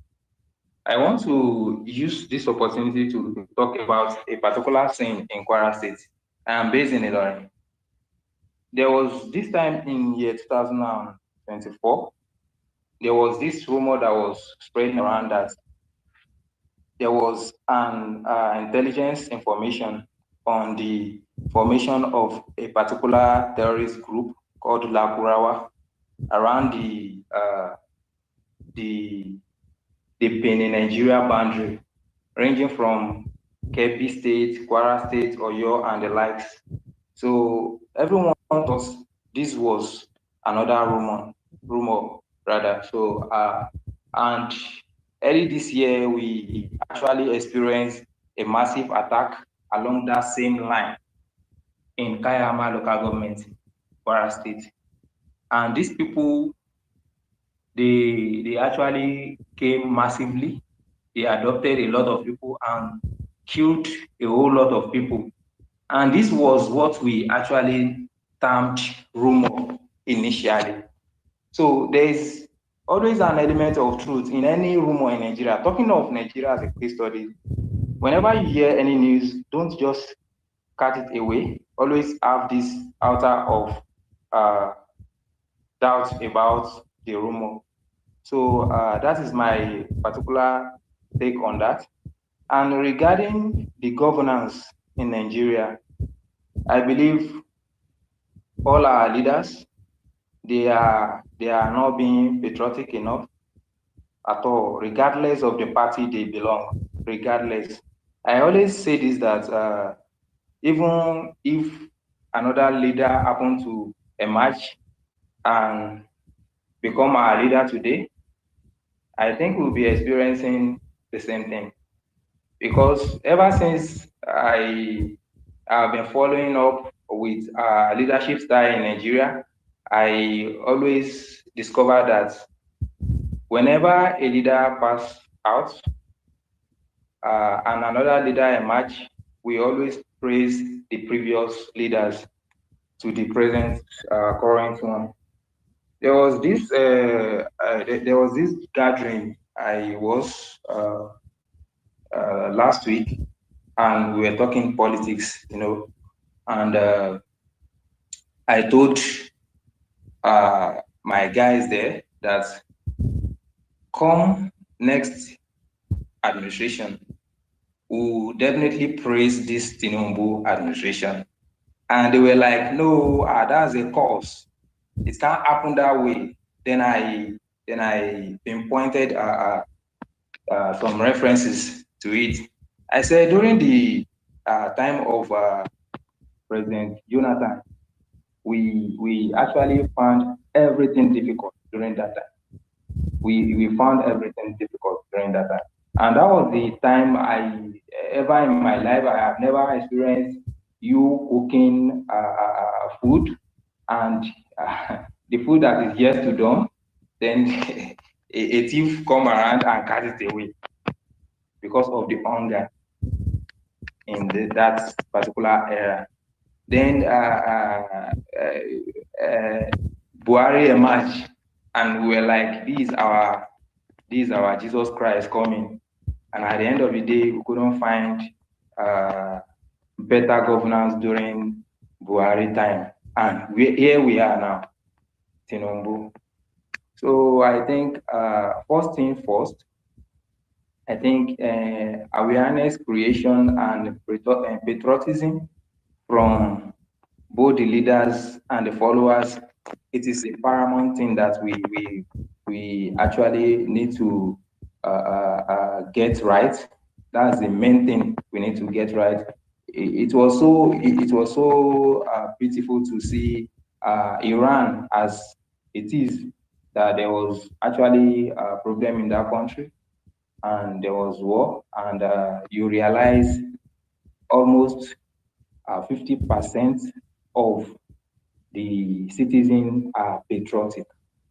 Seriously, I don't think Nigeria can be as patriotic as that country. I have always think the Americans are the most patriotic citizen to their country. I never knew there is this Iran too. So, and that is my take for now. So I will be giving the MIC back to my mindset. Thank you for having me. All right, thank you very much, Yakin, for your submission. Hey, the mic is yours. Yeah, Myself, thank you so much. I just wanted to contribute regarding the security situation.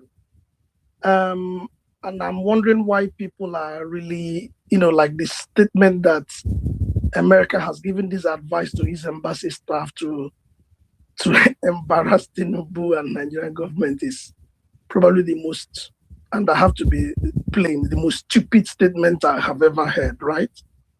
Nigeria means almost nothing, in the grand scheme of things. Don't get me wrong, we mean something, but to think that America, to embarrass Tinubu is something that will determine a security policy and decision about the US in regards to its foreign mission is just stupid. It's just plain stupid. And it also betrays a lack of understanding about how the world works.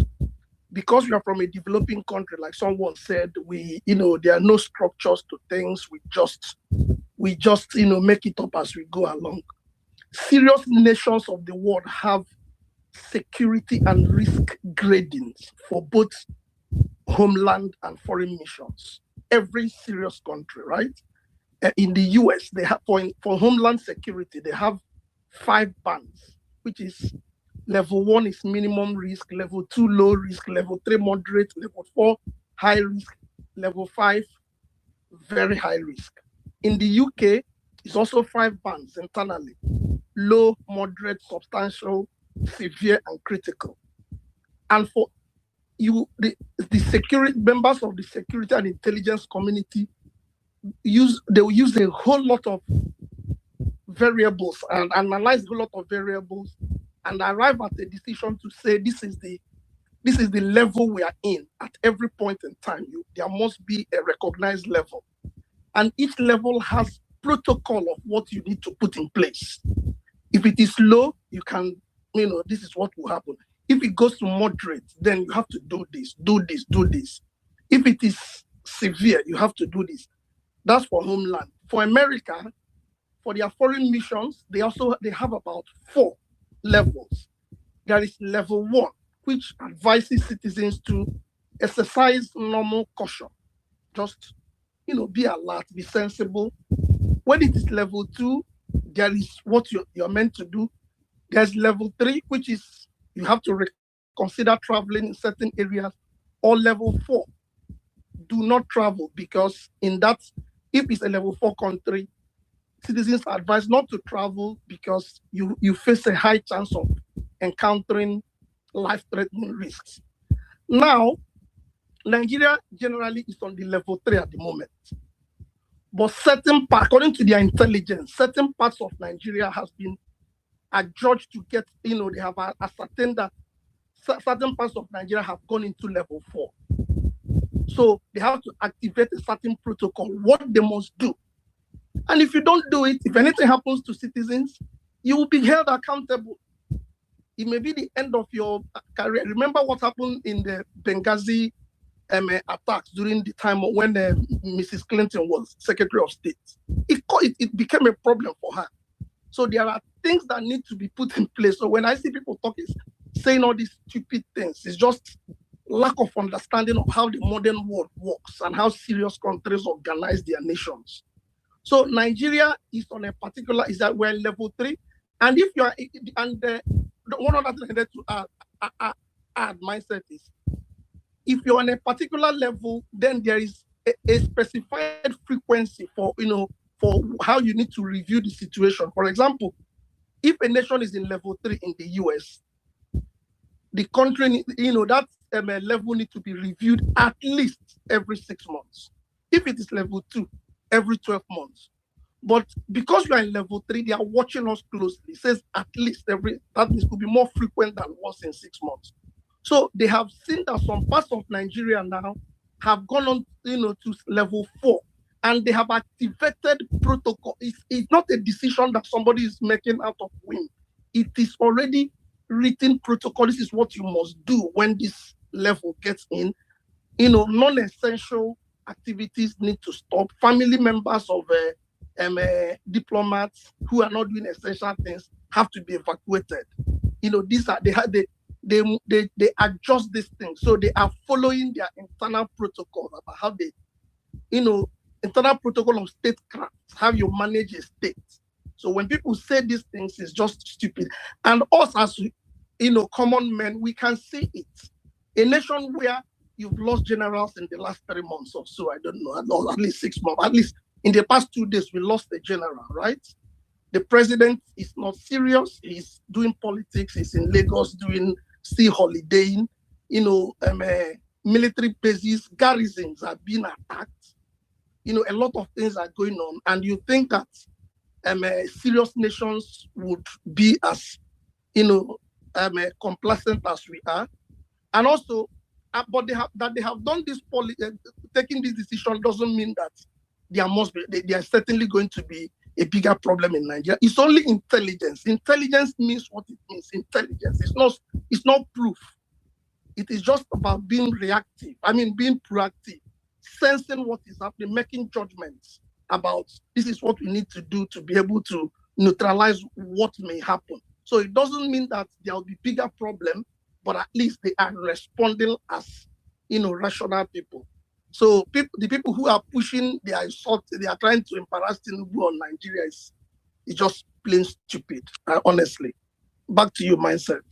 All right, thank you very much, Barrister, for your submission.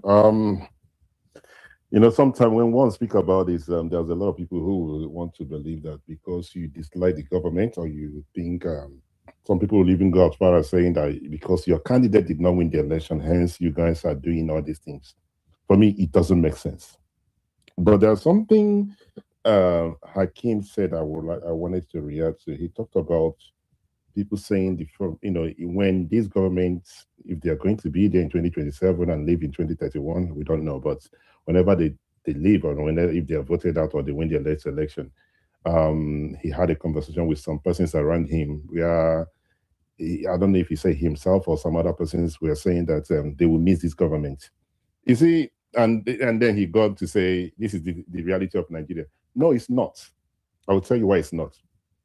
When the late Yaradua came on board, there was something about him, right? After Obasanjo. You don't have to be a member of the PDP then to see that, okay, he has something about him that he wants to unite, if that's what I'm looking for. He wants a better Nigeria. He just don't want to play politics. He's one president that we had that said that the product, the election that brought him to office is not what it should be. How many of them have said it? He is the only person, please somebody else correct me if I'm wrong, right? This is not what it is. And he is the only president, he's late now. If you remember when Peter Obi won the election, won the court case, he didn't want to come back to Nigeria. He won against, he won the case against Andioba. This late president provided everything. Say, come back, we are going to welcome you and everything. He didn't play party politics. So to say that we are going to miss this one, I'm hoping that they will change from whatever they're doing and make sure that they will leave a legacy. Yaradua is long gone, but we are still discussing about him because of some of the position he took, right? So I do not think that it continues like that. No, we are hoping that this government would look at things and change and make things better and stop using propaganda to fight insecurity. That is my biggest problem. Play your politics, do whatever you want to do, play your politics, tell Nigerians that you're best candidate. But you see, when it comes to,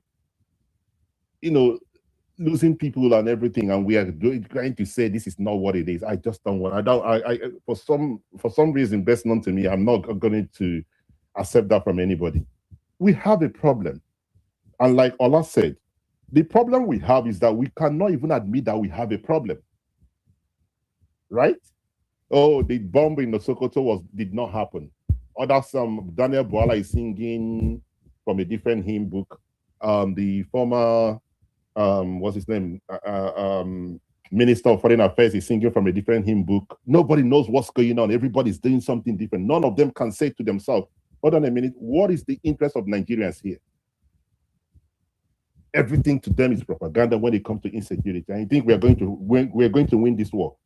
I hope that Nigerians can help. And the only way Nigerians will help, like I saw a video making rounds where the Minister of Defense is saying Nigerians should come on, but everyone, including myself, I believe, want to help. But the thing is, you, the government, need to be honest about what the problem is. Stop playing politics with people's lives. That is my problem. Right? That is my problem. Just to bring to the attention of the House, somebody, I'm not sure if you guys have seen it, I've been tagged on an actual post, supposedly from the INEC chairman. Have you guys seen that, what's playing on the timeline? Hello? I've seen it, mindset, but I don't believe it's real. Okay, that's fine. So because I've been tagged on it, so I would take my time and we'll do more research on that. But thank you very much, Ola. Do we have any other person that would like to add anything? Yekin, your hand is up. After yourself, we'll go to Bode. Yekin, please go ahead, sir. All right. Thank you. Actually, I want to talk about your negation on what I actually said about we praising the predecessor over the successor of the aims of affairs in the country. During the time I only shot I always want people to share their opinion, so I don't want to take much of our time. That was why I couldn't talk about the Yaradua's tenor. Yaradua tenor happened to be a tip of an iceberg.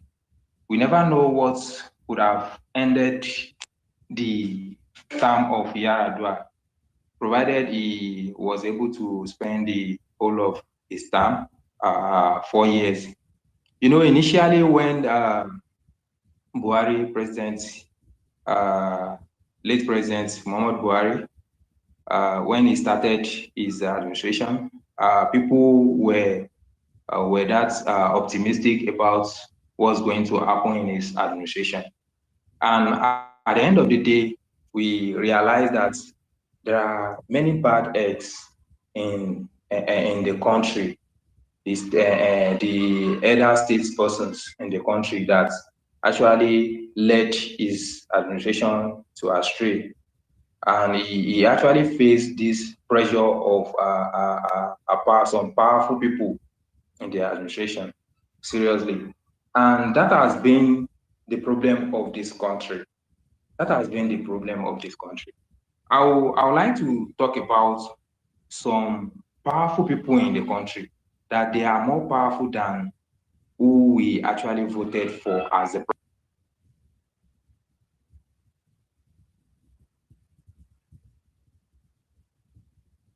Oh, sorry, it appears we've lost him again.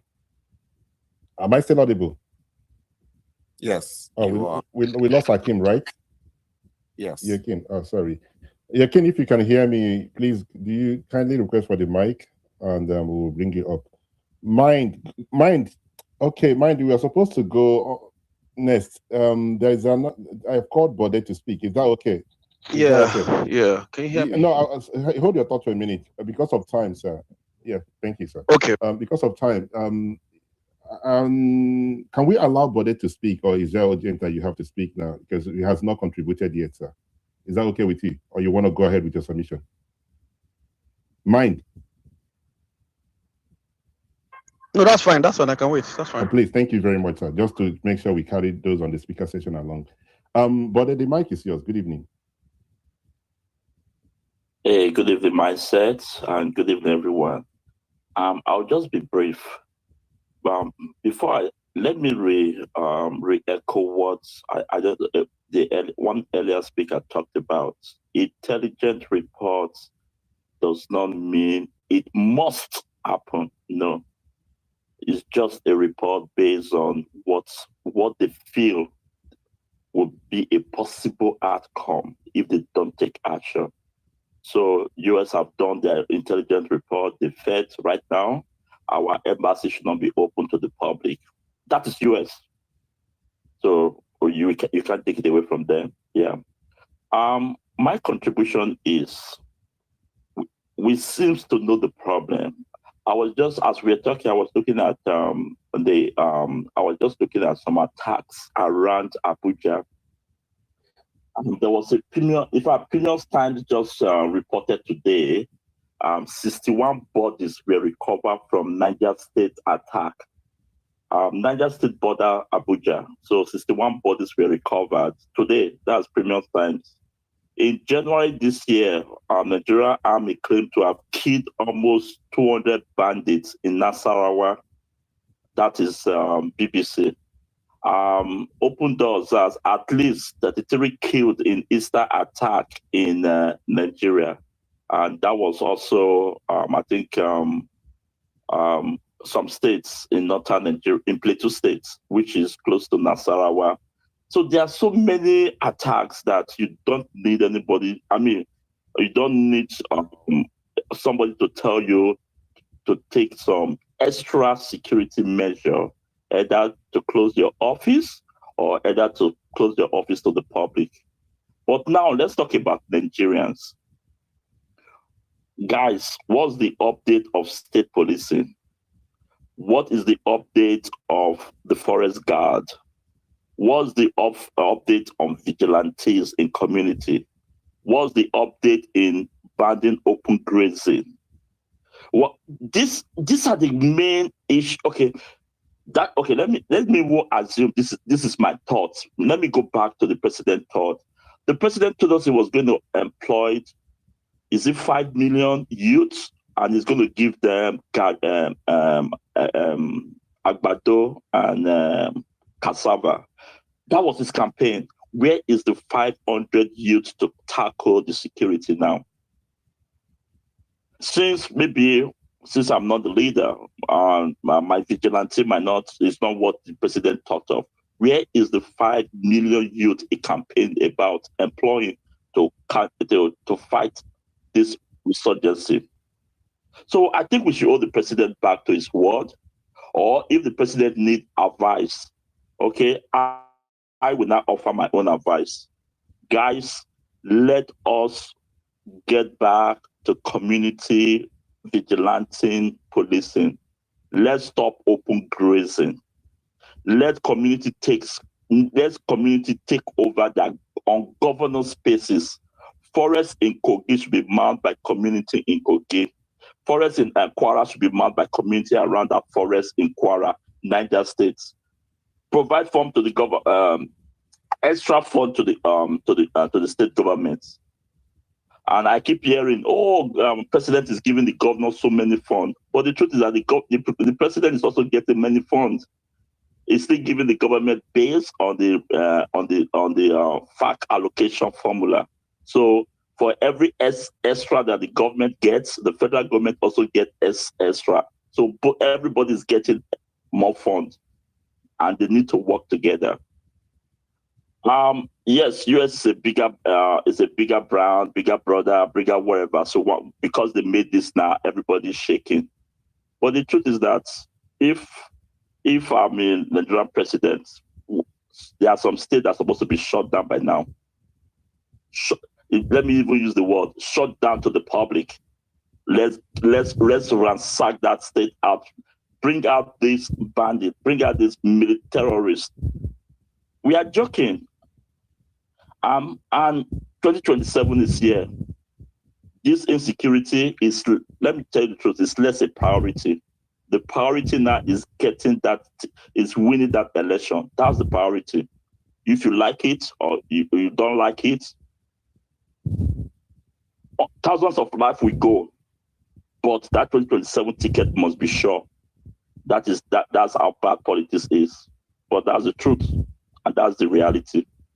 If you have your loved ones in the village, if you have your loved ones in volatile area, please relocate them. Nobody's going to protect them. Don't waste your time. Nobody's going to protect them. Election is the focus right now. And you know Nigeria, Northerners want to take over power from the South because it's the time of the South, blah, blah, blah, blah, blah, blah, blah. That is what we are going to be. That, in fact, we are going to go into that heated debate very soon. All these people dying based on insecurity, nobody's going to be counting the figures anymore. That would be the heated debate on social media. That's the next era we are going to go into now. Why a Saturday must continue? Why ATS must be sacrosanct? That is so. Please protect your loved ones. Unfortunately, those ones who doesn't have people to take care of them, some of them have to go. That's the reality of a poor country that's not governed well. It's a sad reality. Myself, open space the next 6 months, we'll be back here again, counting more figures. Nobody cares. I get the mic.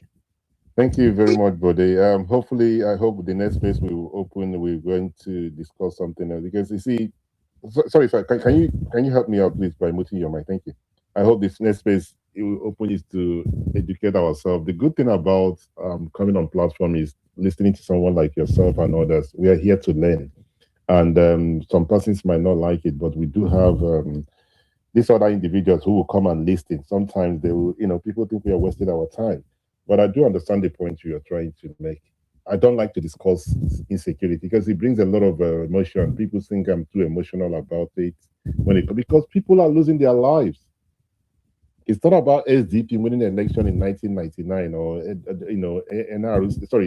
SDP winning an election in 1993 or NRC losing the election in 1990. We are talking about people losing their life. That's not going to happen again. Those people are gone forever. The end is over for them, right? The families would only remember them based on the memory they share with them. So that is how difficult it is for myself and I believe other persons to discuss the issue of insecurity because people are losing their lives and we are still playing politics with it.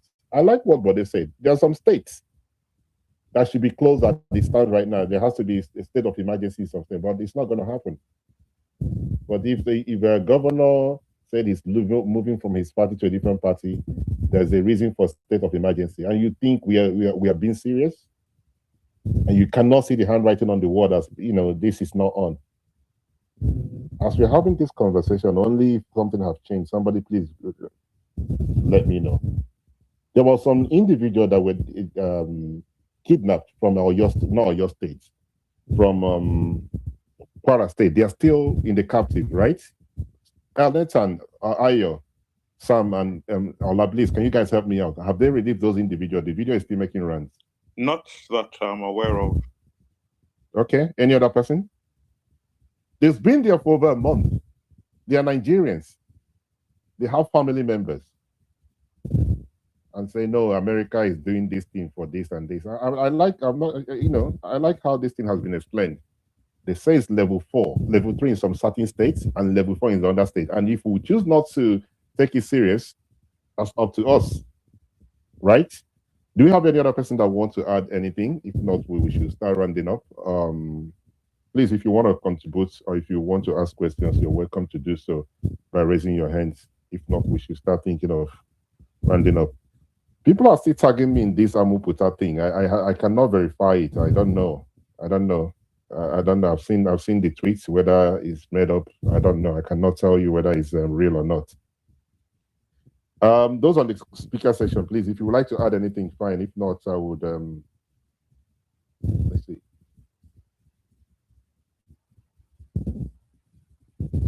Somebody say, Ike said, please I need the mic. Let me counter some narrative that the person speaking currently is saying.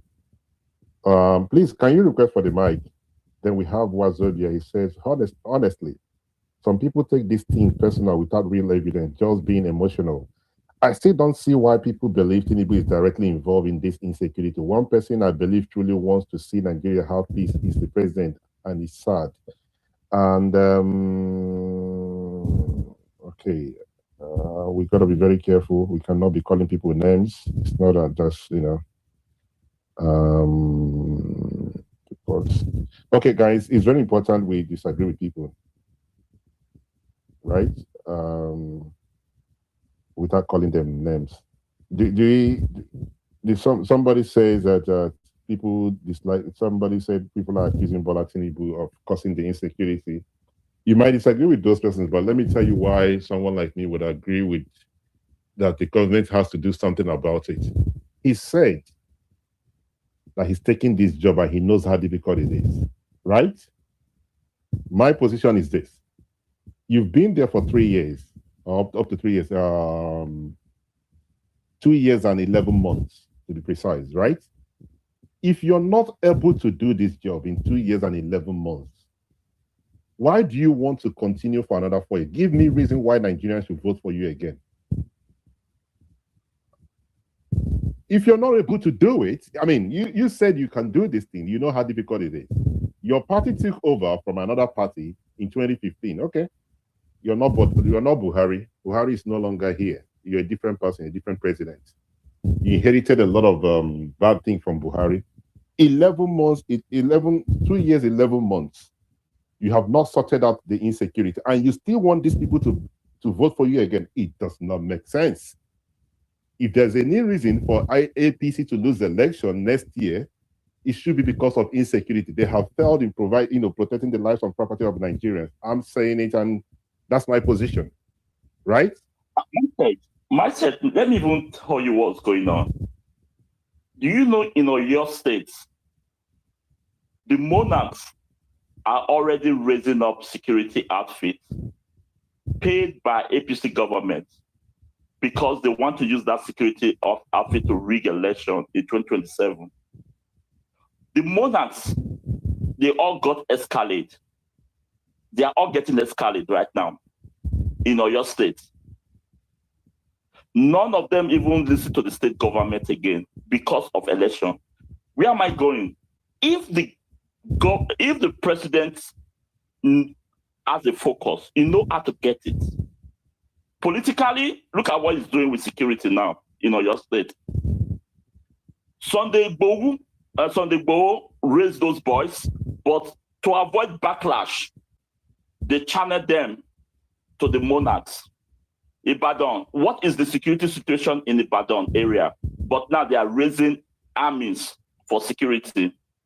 Oyo will do that very soon now. Ogbomosho will do that very soon now. It is purely election strategy because the state government is in charge of Amoteku, but they need to get their own to counter rigging on election time. Last week, escalate. Yesterday, another set of escalate has been given to the monarchs. All is because they must get Oyo State back to APC. The truth is that, as I said, if you have your loved ones in vulnerable communities, go and get them out. I beg you. Nobody cares for you. Nobody cares. I repeat, nobody cares for you. All we are interested in is power. Power, money, spend more money. Allocation to Niger Delta militants was just increased to 115 billion yesterday, my set. Look, if you can jackpa. If you cannot jackpa, go to a safe place. Hide your head. Nobody cares for you. Simple. I yield the mic. All right. Wow, that's information coming from Oyo State. I mean, this is my first time of hearing that people have been given cars. I'm not saying you're lying, but it's good for us to have such information on the platform. That tells you that they have planned how to rig the election, as he rightly put it, whereby the governor is there. I'm not a fan of him because I believe wholeheartedly that for Bola Tinubu to be called president today, the governor of Oyo State played his own part with his G6.5 or G7 as I call them. So, but that notwithstanding, I would not be a part to people destroying the security of the state, right? So if people have planned to take over from him, they have to do it the legal way, right? Whereby you have persons who have been given cars for what reason or the other. People have to be very careful. But you keep saying people should leave. If you have people in rural areas, if you leave to where? Where are they going to go? Am I still audible? Hello? Mindset, we can hear you. Oh, okay. Thank you. Because sometimes it appears I'm speaking to myself. Thank you. So Sam keeps saying that people in the rural area need to leave. If you have them, where are they going to go? Where is safe? Now, if you live in FCT in Abuja, and then you have some family members in other states, right, in the village, and you're bringing them down, is it the same FCT that we've been told that it's not safe? Somebody mentioned what's going on there, right? Where is safe? That is the thing. Are we all going to run away from our village? Are we all going to run away from wherever we've called home? So it's the responsibility of the government to protect those in the rural areas and those in the city. And in my own opinion, this government of Bola Ahmed Tinubu has failed to protect the lives and properties of Nigerians, and they should not. You can argue that they have done well in other things, but in terms of security, I do not think they have even moral. I don't think they have any moral to tell Nigeria to vote for them again when it comes to security. Only if, by chance or by any magic, tomorrow we see things improve, right? We can't be coming out tomorrow and say, okay, another set of military men and women have lost their lives. Another brigadier has been killed. People are being kidnapped. As we are having this conversation, those people that were kidnapped over a month are still there. So give me reasons why APC should beg Nigerians to vote for them. Under what circumstance would any reasonable person vote for APC when it comes to security? I want an APC member to give me that answer. If you're here, please, I would like you to request for the mic. Okay, Dave, what is funny? It's not funny. You know, I don't like when I'm discussing serious issues and people are using laughing emoji. There's nothing funny when people have lost their lives, right? It's not funny. You raise your hand, please go ahead. All right, Mindset, thank you so much for giving me an opportunity. I actually don't talk to many space. I think my experience in your space, I was so happy the way you organized and you were neutral in accepting different opinion. And in my first space, I think you asked me whether a journalist want to grant me an interview, and I said no, I'm not in position. It was the issue of security, and the second one was issue of INEC chairman. And I think I have a record that I tagged you. Oshoma's video after that, it was just like Oshoma was on your space that day.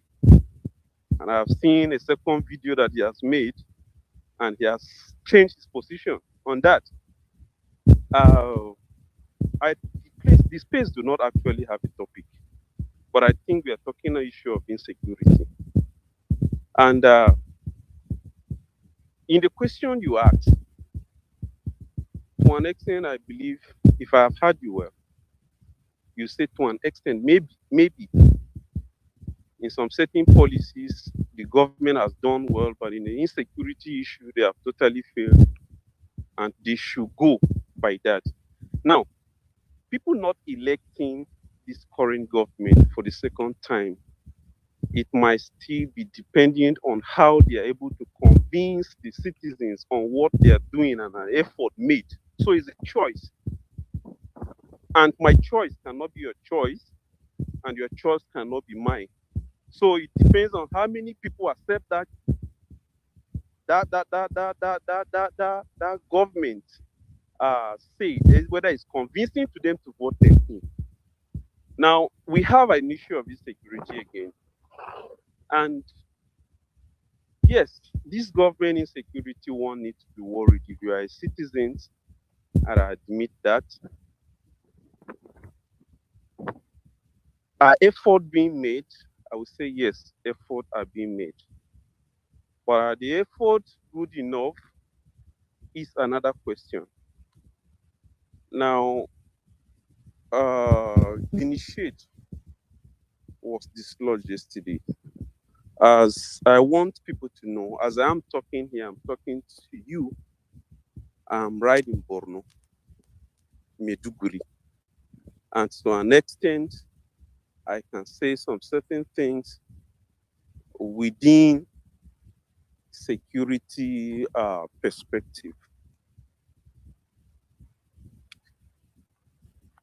The issue that happened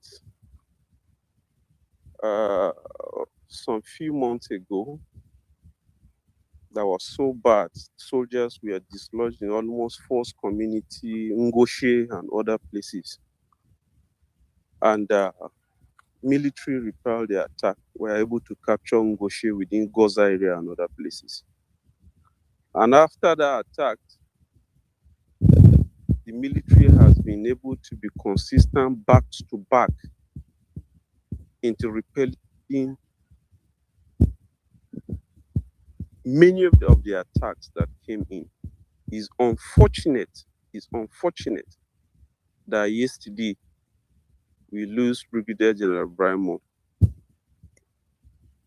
Now, when we are discussing issue of insecurity, I always make emphasis that security is not the responsibility of government alone.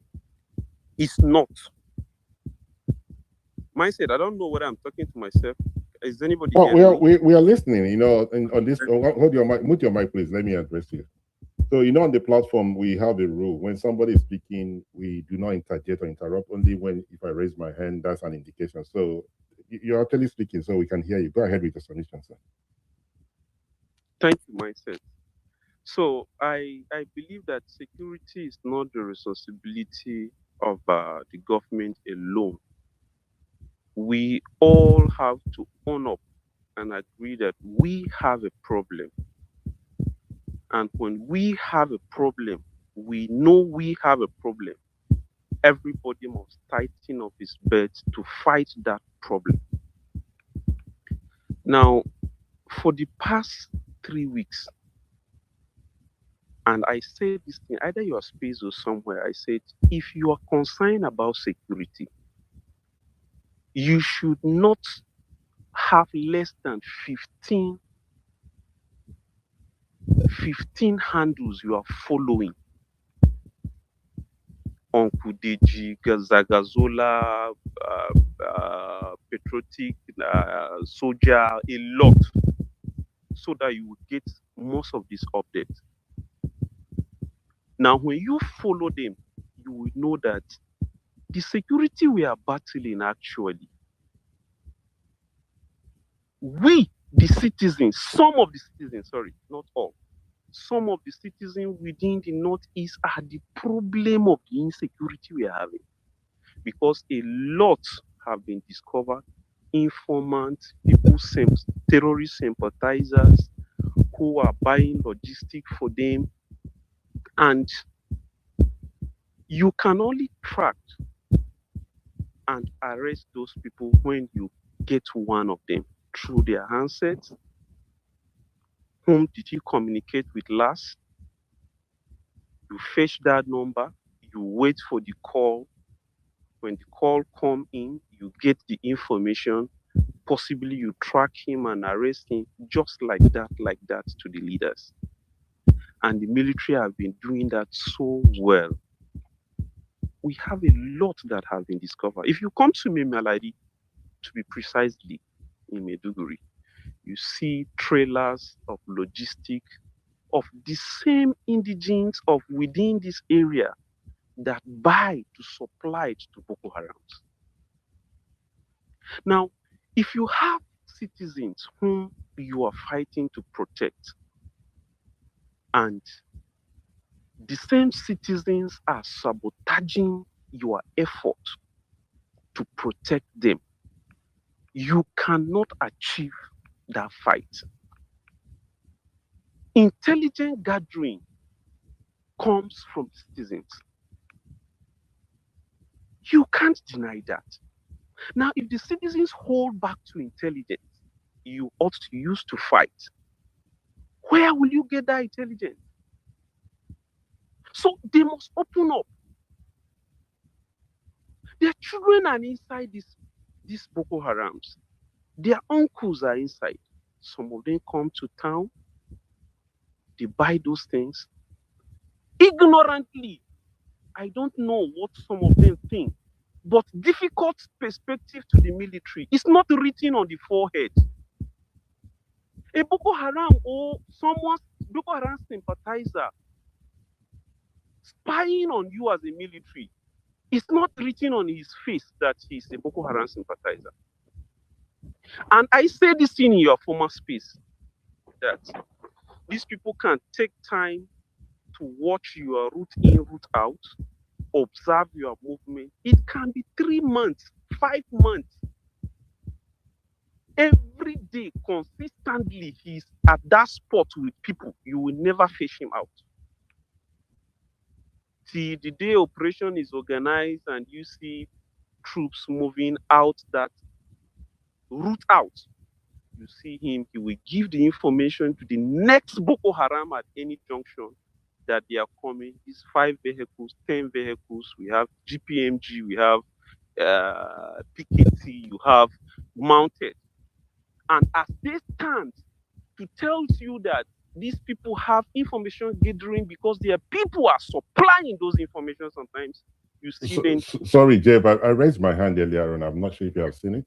All right. Let me stop. I was thinking that maybe you want to ask me a question after that, but let me stop now. Okay, because you said a lot of things, and I would like to correct some of the things you said. And thank you for your submission. I'm sorry to interject. Can you mute your mic, please? You mentioned some handles that one should follow, and one of them you called Zagazola. Please correct me if I'm wrong, right? Yes. That handle is not a handle. If it's the only handle that has to tell us everything about Nigerian security, that means we have a problem. If that's the kind of handle sorry, can you mute your mic? Encourage myself to follow. I will not follow such handle. I will tell you why. I don't like when you see the issue of security. I don't like propaganda in it. I can dislike you. I don't want to talk to you. But when it comes to issue of security, I dislike propaganda. I don't care whose horses go, whether it's happening in the north, east, south, east, north, central. I do not care. There is something that handle has done and continue to do, which personally for me, I've spoken to those I believe are close to him. I don't know the individual. I don't want to know him, right? Let me give you an instance of what happened. Please, then I'll pass the mic back to you. Something happened in Plateau State a few days ago, right? Over a week now. That handle that you mentioned that people should follow said that the killing in Plateau State has to do with cultism. Did you see it on that handle? Yes or no, sir? No, I saw it. Okay, thank you. Did he correct himself until today? Has he corrected it? I have not seen that, actually. Okay, so he has not corrected it. Now, this is a handle you want people to follow. A handle that is biased. And you want a better Nigeria. You want one minute. You see, I get so, I don't know if emotional is a thing and people don't like it when I'm like this. When it comes to the issue of insecurity, right? I am not from Borno State. I'm not from Plateau State, but I do not care. We are talking about human lives, right? Because you want us to follow this handle. And I'm telling you that the particular handle that you mentioned is biased when it comes to the issue. He cannot, for some reason, best not to him, get the story right. Tell the people that some persons came to a village and killed people, and he wants Nigerians to believe that the people that committed that crime is a cultist issue and everything, which is nonsense, right? Another thing you said, please hear me. I'm going to lower my voice. I'm sorry to raise my voice. I have to apologize to the house because this is how passionate I am about this thing. Another thing you said is that those people in the village need to help the government. I agree with you. I've said it before. I want to help. If there's any way one can help for us to have a peaceful Nigeria, please, and stop this insecurity, I will help. The only problem here is the person you're about to help is not being honest about it. Now, you're talking about people should help. You're talking about what's going on in Borno State. I'm not from Borno State, but I'm very pleased to say that we have Ezekiel. He's from Borno State, and I have Nathan who has studied about all the terrorism in Borno State. The last time you were on this platform, we're talking about helping right now. We had a foreign journalist who wanted you to help out. You refused. So how do you then want someone to help us, whereby people want to get us some information from you, but you don't want to do it. How then do we help the government? Go ahead with your submission, sir. All right. Thank you, Mindset. Thank you so much. There is reason why I said follow the handle. The reason is, Zagazula, I don't know him whether he's not a military personnel, but a lot of military in this platform, maybe your platform now we are listening, you may be surprised that there are soldiers who are on the front line that are listening to you.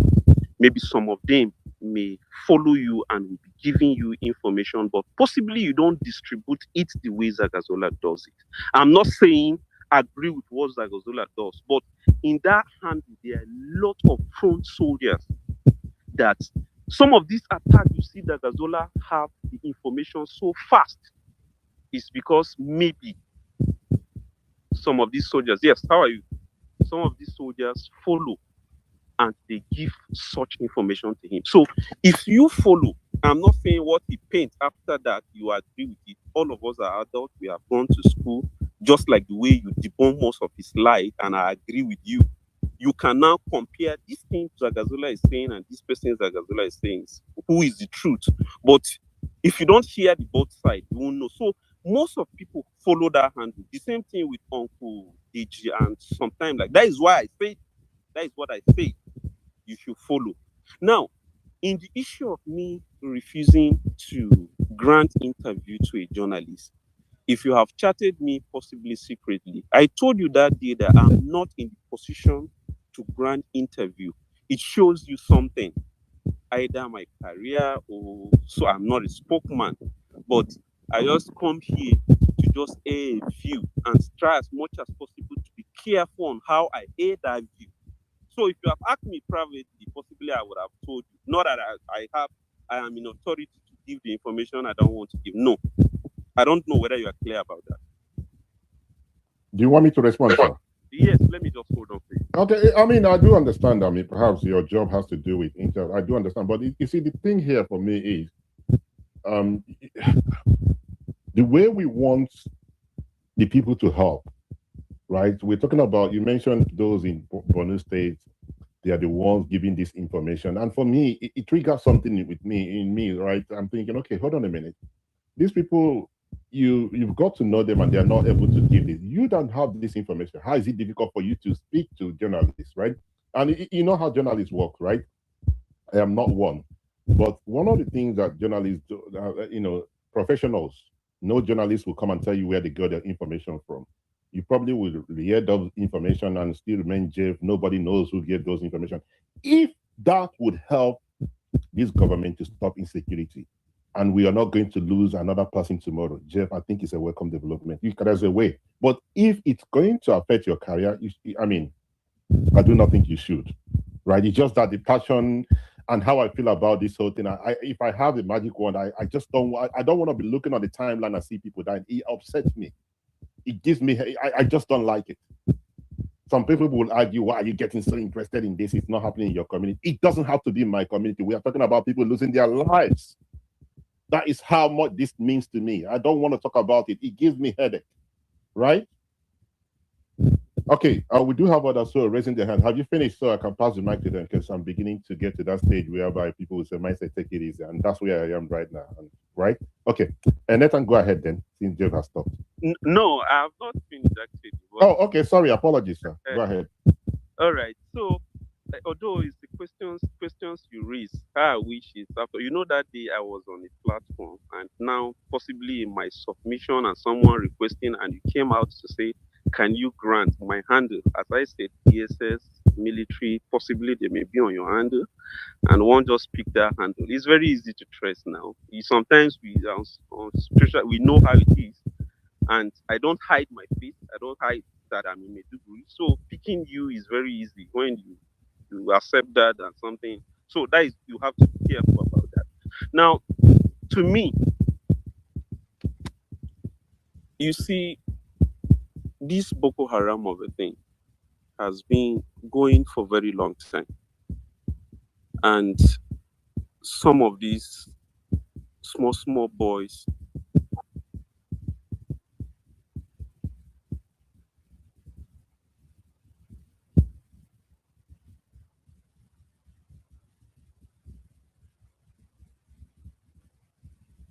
Sorry, I think we've lost him. I'm drinking. I can't hear him either. Yeah, I'm not sure what happened. Okay. Allah, please help us out. Bode and Ayo. He's no longer there, right? He's no longer here. No, I can't hear him now. Okay, let's hope he will rejoin before we round up. He's no longer right? Okay. And Nathan, you raised your hand earlier on, and I can see Bode.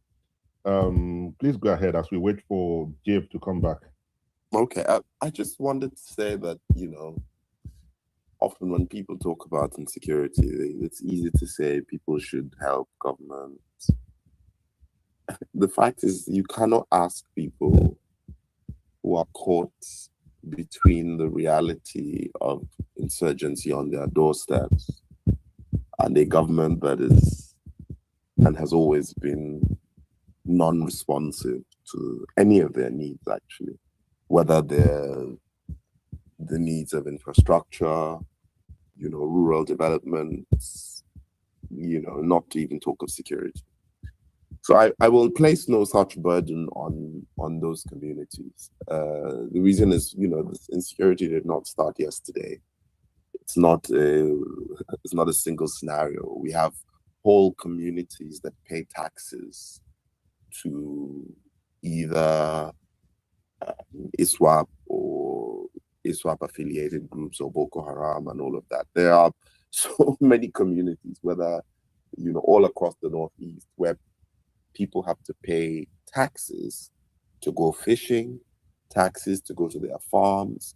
They have to pay protection money to move their cattle from one point to the other. This has been going on. So you can't ask people who live like this every day to say, oh, you have to provide it, it's your job to help the government with insecurity. I think the issue is that government largely has failed. And there's little reason for anyone to trust the government with any sort of information when, if the blowback happens, government will not be there to protect you. There will be nobody to guard your house if somebody calls you an informant and you end up being killed, So I think that there's no room for that kind of discussion, really. The fact is that government has failed on all levels. And this is what we must insist upon, that government should work. Local governments must work. State governments must work. The federal government must work. The army must work. And politicians, need, especially those who are colluding with people who harm communities, need to also be identified and rooted out, whether by elections or by the community just refusing to continue to support them. So I think that this is what I wanted to add, that I think it's an unfair burden on people who struggle with poverty, they struggle with absence of government, to then place the burden of securing their lives on them, when in fact there is no support from anyone else.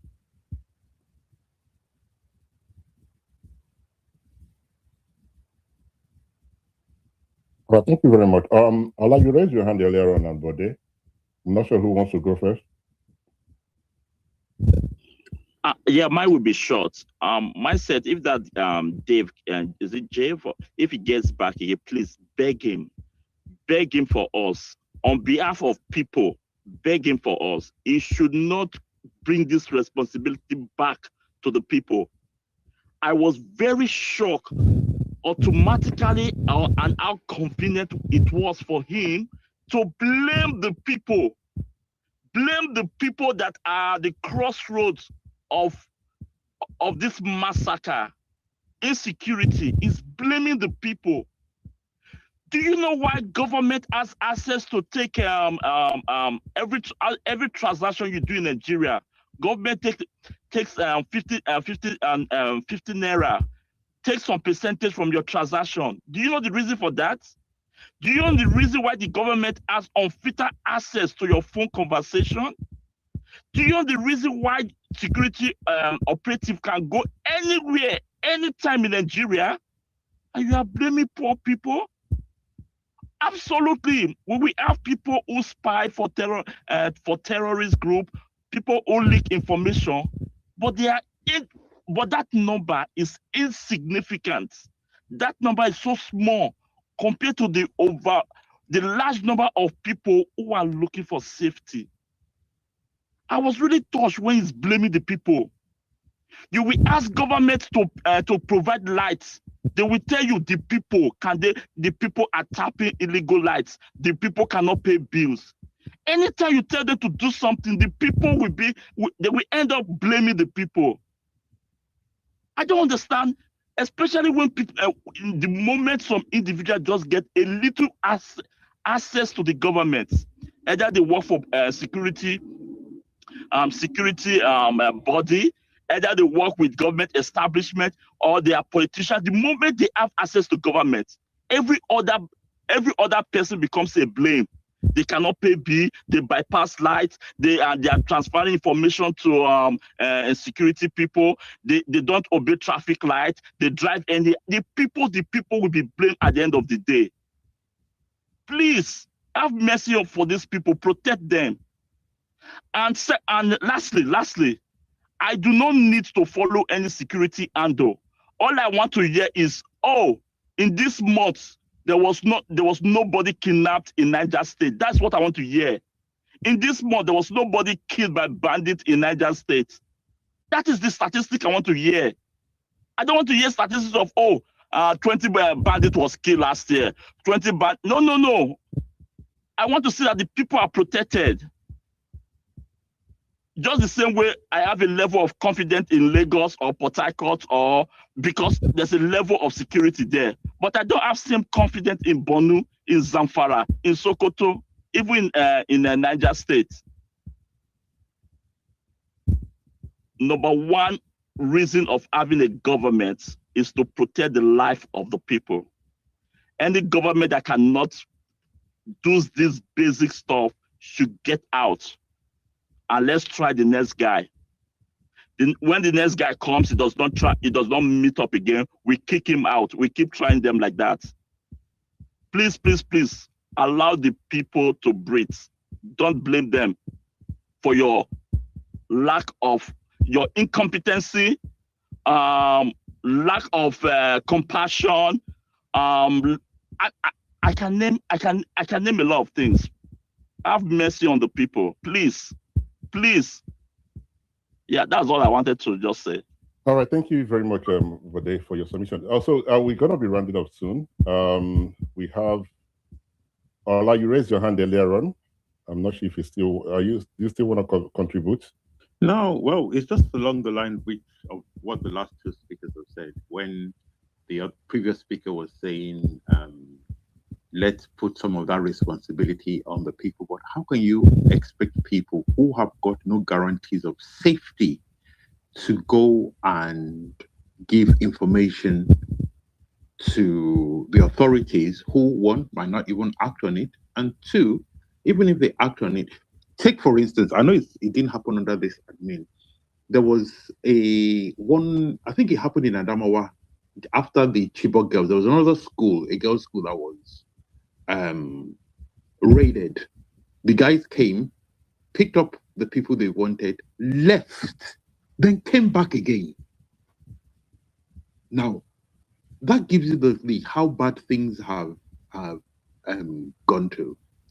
I saw a video of somewhere in Zamfara State earlier on today, where Nigerian army had abandoned some equipment, and these terrorists were videoing and jumping around with those things.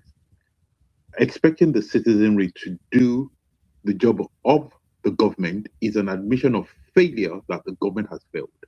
So it's not the responsibility. Yes, everybody is responsible for security, but the people who collect taxes, who run the country on the constitution says you're meant to provide security for the nation and for the people. If you don't do that, then you don't expect the people to do it for you. So it's a bit unfair asking people to do that. Thank you. All right, thank you very much, Ola. Sorry, I'm gonna move away from the topic for a minute, if you guys will permit me. Ola, you said that this thing about the INEC chairman is not real, but I've got a lot of people tagging me on this, and it looks like it would be a very interesting topic to discuss. Maybe we're going to look into it tonight. Have any other person seen it apart from Ola? Hello? Okay, it appears I'm speaking to myself. No. We are hearing you. We are hearing you, but I have not seen any. Ola, so actually, you know what? Let's allow Dave to speak. Dave, please be very mindful of time because I need to go and do a bit of research on this particular thing. It's very interesting. So I don't want to raise my hand, but if you can continue with your submission, that would be really appreciated. Go ahead, sir. All right, thank you. Our network here has problem. I listened to the submission of El Nathan, maybe at towards ending, and I agree with him. Like when you bring a topic, especially like mindset space, I'm mindful not to be political and to be careful on how I make my submission. Sincerity about what he said. You see, some of these people, I'm not even blaming them. I never blamed them. But I feel the security is something all of us must join. But even if they do not join to give that information, it's understandable in the sense that most of the places like Malam Fatori, you are talking about Gubbio, you are talking about most of these places in the northeast where are close to the border of Chad and Niger. If you go there where the military is trying to secure most of these towns, there is total absence of governance. He said that thing and it just entered my head. And it's one of the things I'm trying to make submission with so that you come from that angle. Now, over time, some of these bad boys, Boko Haram, have occupied those places and have buy the loyalty of the people. And they becomes like shining star that the young ones who are coming in can copy to see their brother join and hold gun, come back with certain money and certain. So when these things happen and security comes in, you won't buy their trust just like that. And that is what I'm trying to let you understand.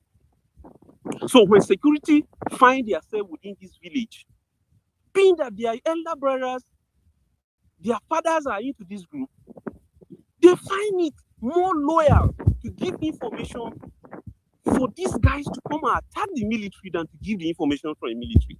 And some of them believe that military would do that and go in as much as there is no barrack here. But these people will still be with them because before the military came in, possibly they have embraced these people and they were people that are guiding them against the other faction. So you see how the security is very complicated. Now, for you to buy into the minds of these people, the negligence of the government over time, years, decades, you must begin to bring the presence of governance within these places. Provide road for them, provide water for them, give them the basic amenities needed. So that is the perspective I'm coming from. So in the Northeast entirely, we have a lot of these places. So the military have to do a lot to be able to get this information. And to an extent, as you even volunteer to give information to the military, a slight mistake, some of them has information that they have seen you stand with a soldier. Within twinkle of an eye, the information is given to some of their factions. And overnight, you can see such person who the military has gotten to get information is killed. So you see the community now, whether they like it or not, they want to give you information, they are afraid. Because they know if they give you information at a time, maybe those other people get to know, they are in problem. So, and this thing is not written on their face that military can easily fish out that this one is Boko Haram, this one is their informant, so that is the difficulty fight we are talking about. And that, in my own perspective, That is where I'm going. I don't want to be political about it, but I want us to be sincere since we are discussing issue of national security. Thank you. Sorry, before I pass the mic to those raising their hand, I have a question for Jeff. Jeff, please, if you can be very mindful with time to respond to this question. Do you think, when it comes to insecurity, that this government has done well? No, if you say well, that means they have done enough. No. Okay. I can't say they have done enough or done well. No. But are they making efforts to do? We that are within here, are we seeing those efforts? To an extent, I will tell you yes. But they have not done enough. Thank you. Okay, that's fine. If you say you have seen it, they've done enough. Sorry, they have not done enough, but you have seen effort. That's okay. Ayo, please go ahead, sir. All right. Greetings, Mindset, and greetings to everyone listening on the space. I only just came up when you asked about the question of the INEC chairman. I think everything was happening while we were on this space. When the initial tweet came up, I made a comment on that tweet, and since then the handle has been changed. Also, if you see in the comment section, I posted initially because it was not a verified account. So the question was asked to Grok if that was the original INEX chairman's account, and Grok responded by saying, yes, that is the original INEX chairman's account. But I would say by all means, do your research, and hopefully we have a topic about it. Okay, thank you very much. Because a lot of people are tagging me to it. You know, if Grok can get things right and sometimes you get things wrong. I want us to have that at the back of our mind. But I think the only thing we can do right now is to continue to call it out what it is. Since the name is on his name, let him come out and explain to us why that is not his account. And if that happens to be his account, that tells everyone that, okay, this is where this man belongs, right? But I would try and see what we can dig out from it. I think it would make a good space, right? Thank you, Ayo. Do we have any other person that wants to respond to what Jeff said? Anybody who wants to respond to what Jeff said? Hi, Mindset.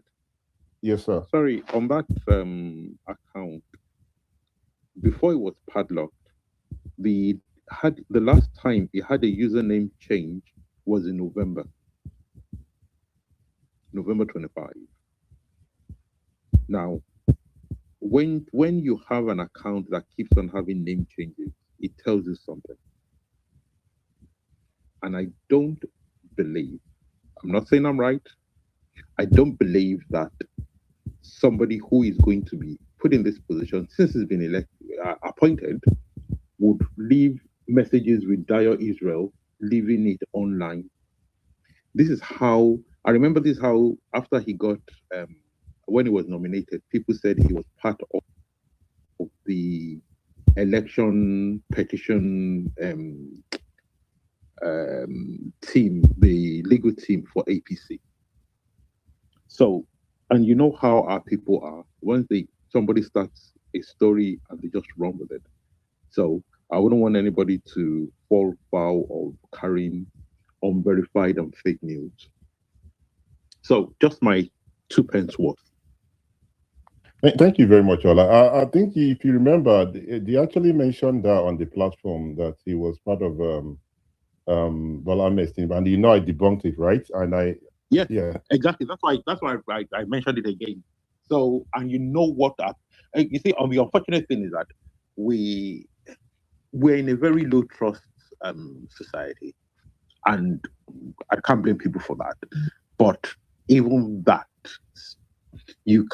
people fly all sorts of nonsense, and because people don't verify things, just like somebody was just saying now that, oh, they put it in Grok.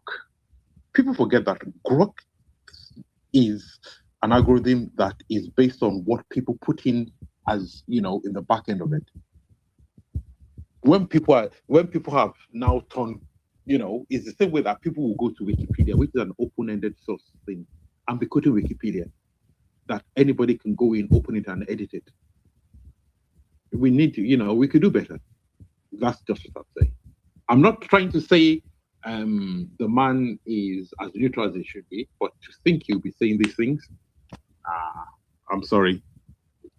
I would like to be proven wrong, Sha. Yeah, thank you very much, sir. I'm going to look into it because it's very important that we do so. If you remember, if there's any, okay, obviously you remember this because we were all fighting. I was here fighting and everything. Why, when it comes to screenshotting tweets and say this is what somebody said, I don't really jump into it without doing my research on it. It probably would take me years or days because it has happened to me. All I remember, right? Hello? Yeah. So mine was very bad. There was nothing, I was not caught. So when people talk about, calling out APC, I know some persons have done better job than myself, but these guys really, really they came for me. So what they did when I started calling out Bola Tinubu and, his drug dealer and everything, 2022 was quite interesting, right? They used to come on the platform. So what they did, they went back and took some of my tweets, and then they changed all the tweets and they screenshot it. And I think it was trending that time, right? Hello, Ola. It's quite, time flies, it's 8:40. Yeah, I remember. And I've just heard somebody say, I've just seen the bit that they were asking Grok because whoever is behind that account, they went to go and change the name. So it was a Steve McDonald that was asking. And I'm thinking, come on, So now I changed the name to parody account, Sunday Vibes 00. It just, this is how we, just like a couple of weeks ago, how people were claiming the CIA were behind one thing and that missionary guy was secret agent. The same people that were saying Buhari had died and he's been cloned as a Sudanese guy, Jubril, who Nigeria has gone into to pay for his silence. They're giving up some oil wells. It's just you hear some of these things and you just I don't know whether to laugh or cry about how gullible people are. Yeah, we gotta figure it out maybe in the next coming days or months. We gotta figure it because why one should not jump into conclusion because it has happened to me, right? Mine, they detailed it. They all went on into their WhatsApp group. I think the good thing about mine is at the end of the day, some of them came to confess and said this is how we did it and everything. I said, at the end of the day, it is what it is. So the idea was for me to start deleting tweets. I said, I'm not deleting anything. Whatever you said that this is where you got it from, just send the link, right? And some of them came on my DM, okay, if you do not stop doing this and we'll continue to do what they're doing, or we want you to apologize. I have to look for that apology. I actually put an apology, which is right, a very interesting apology. And it was one of the most interesting things I have done this. I said I used a word I'm not even going to use on this. I said that thing should fire every one of them because they are talking rubbish. They all came from me. These guys were, oh gosh, man. Everybody was told not to join the places. This is who this guy is and everything. God, they cooked the whole thing up, right? But anyway, that's a story for another day. When we talk about the story of these places, maybe that would be another topic. But it's important that we do our research and in as much as I dislike the position the INEC chairman has taken, if this thing happens to be fake news, I do not think it's what needs to be done. But if indeed he's the one that did it, please, for what it will cost you, call him out, right? Call him out, okay? But that's my position. Okay, let's call it a day. Are we all okay to call it a day? Do we still have any other thing to add? My hand has been off mindset. I don't know if you have seen it. Is that Ezekiel, right? Yes, please. Okay, go ahead, sir. The mic is yours.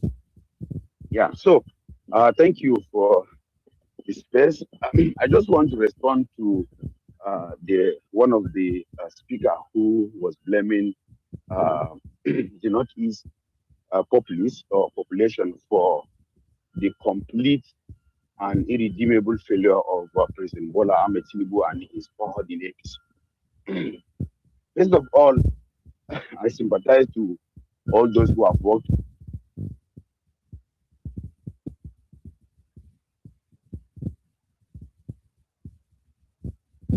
It appears we've lost Ezekiel. Hello? Can anybody help? Yes, we have. Oh gosh, I Yes. was looking forward because he I think he lives in Borno State as well. So let's hope he will rejoin. But as we are doing that, let me continue to read out what's going on in the comment section, just to buy time for Ezekiel to come back. This one is very interesting. So my dear, no, I didn't apologize to you. I didn't apologize to this. No. I didn't want to say what the apology is because you guys will say it, but I say one should not be using this one. Okay, if you permit me. So I apologize. I said thunder fire them an apology. So that word I've taken right. They were waiting for me to apologize because of the nonsense they did. So if you wanted to know what the apology is, I said thunder fire them and their apology. That was 2022, right? Because they were all waiting for apology to say for the nonsense they cook up, and I put it out there. So okay, I'm gonna apologize. Thunder fire you guys and the apology. That was what I apologized. The apology was all about. So now that you hear.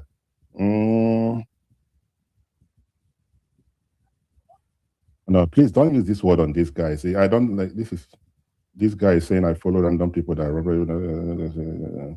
okay. Balai the chairman wants to please.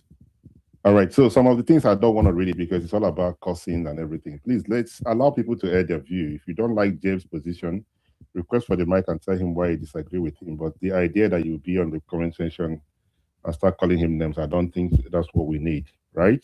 So there's no need for me to read out those comments. Ezekiel, you're back. The mic is yours, sir. Yeah, thank you, Mindset. My apologies. For us that we are in this degree, we are always kicked out of spaces for whatever reason. Yeah, so I wanted to comment on one of the speaker who solely who find it very comfortable to blame the victims of this insurgency and this terrorism that was orchestrated and created by the APC and Bola and his cohort.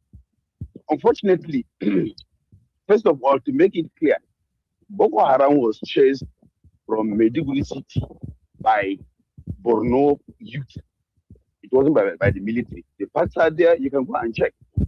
Because when, we know how the whole thing happened at some point, the whole thing was Boko Haram will attack, then military will come, and then when youth wants to protest or get angry to follow up these guys, they come and pick up all the youth in the vicinity. And then at some point, people were like, are we going to continue like this?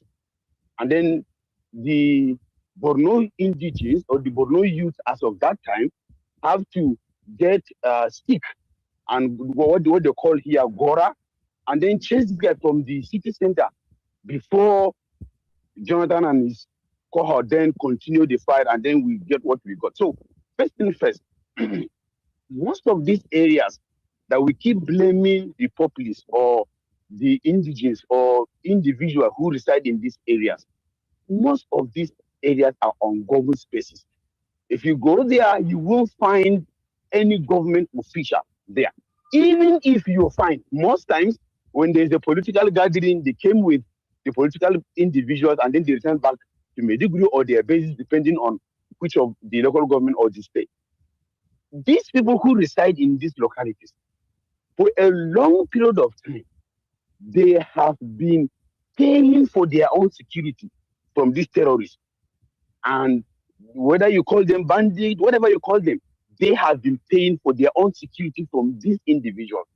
And in most cases, if you carry intel to government, either police, DSS, civil defense, you inform them, most times, of course, they may act, but in some cases, they don't act. And when you get to, by any chance, the informant of these terrorists here, even if it is a rumor that you share any intel or you share their movement or their positions with the government agency, these guys will strike you immediately. And most times we have seen cases where the community even gathered and informed military about ABC that's happening in their community. They do nothing. Sometimes they will tell them, okay, go, we're going to act on. Nothing happened until these same terrorists come into the town, cause mayhem, and then they go back. Yes, for the fact that they are part of the security architecture, which they're supposed to provide intel and information to those who are providing the security to them. That is what they are doing is just being as persons that are affected by this, which are now the victims. So we should not be blaming these individuals. They are already doing more than is expected of them. That's one. Secondly, now we are finding so comfortable now to blame victims of terrorism that they are not supporting government. When the person in power had several times have consistently said that security stop on the decks of the president. Oh, today we haven't forgotten that part. Even if we pretend to forget that part, but the fact that we are Nigerians and we pay our taxes to Boko Haram, we pay our taxes to the Tinubu-led administration, including the former Buhari-led administration and all those that precede before him. That's what the spirit of us. We pay these taxes, then they should use this money to provide us safety and security. And that is the least that is expected from any government, which they have totally failed to provide to people. And now their charlatans or their supporters will find it very comfortable to blame harmless civilians that are supposed to be protected by their own government. It is in this same country that we have seen how a general was murdered in cool blood. Till today, nothing in terms of from the government side was done to ensure that this does not repeat itself. Few months down the line, we are reporting the same thing in Benishek. And I don't wish and I don't hope for that. But if nothing is being done, these things will continue. And then we'll still come back to blame the harmless victims for government total failure to carry out what he is supposed to do. In fact, what is the essence of government if you cannot protect your citizens? We're not asking for water now. We're not asking for hospital now. We're not asking for school now. We're not asking for anything. All what we're saying is whatever you have with you as a government, can you protect these harmless or these bloody civilians? But no, they have failed. And we don't want to tell them that they have failed. Rather, we are finding it comfortable to blame these victims who continuously are living under these attacks, continuously are being raped by these terrorists, continuously are being adopted by these terrorists. And even when they are adopted, now the terrorists are finding it even comfortable. They will record all these things and share the videos online. But you as a Nigerian, you cannot even call government. We are not even insulting government. We're just calling them, hey, ABC-led government by Tinubu, can you provide us safety and security? They will pick you up. I know countless of youths that have been picked up in Maiduguri just because they call the government out. They did not do anything. They just called the government out. But we have terrorists going amongst us, attacking people, killing people, making videos, and then sharing it on timelines in TikTok, and sometimes they're even live. But the government will stylishly or in one way or the other pretend that they have not seen them. And then what do we have? We have the security advisor coming to tell us that they are our brothers. We're going to settle it. The army chief telling us that prodigal son narratives. When we are being murdered daily. And even the supporters now, these are the government chiefs who paid with our taxes.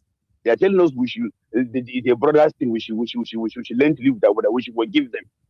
Is it not the same administration that we have seen some thousands of youth, or let me say, not youth, terrorists, that's the Boko Haram guys, have been transported to Abuja? Everybody have seen the videos circulating. Even forget about even those ones. This is the rehabilitation madness that's going on in Maiduguri for over 7 years now. Terrorists that are killing our armed forces or our civilians are doing all sorts of terrorism. We are now rehabilitating them. We don't see anything wrong with that. But we are seeing everything wrong with communities that have been attacked, but they have now decided not to even say anything. Because even when they say these things, they are not being put into use. The intelligence are not being put into use. And at the end of the day, these terrorists will come back and kill them.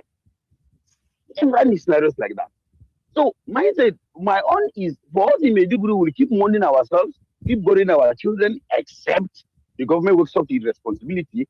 The thing that we can do with our Gora, we will do. with our knives, we will do with our cutlasses, we will do, because that's also part of our constitutional right to self-defend ourselves. We'll continue to defend ourselves until maybe in the future, we don't know when, we have a government that prioritizes the safety and security of its citizens. And then we will continue to speak out.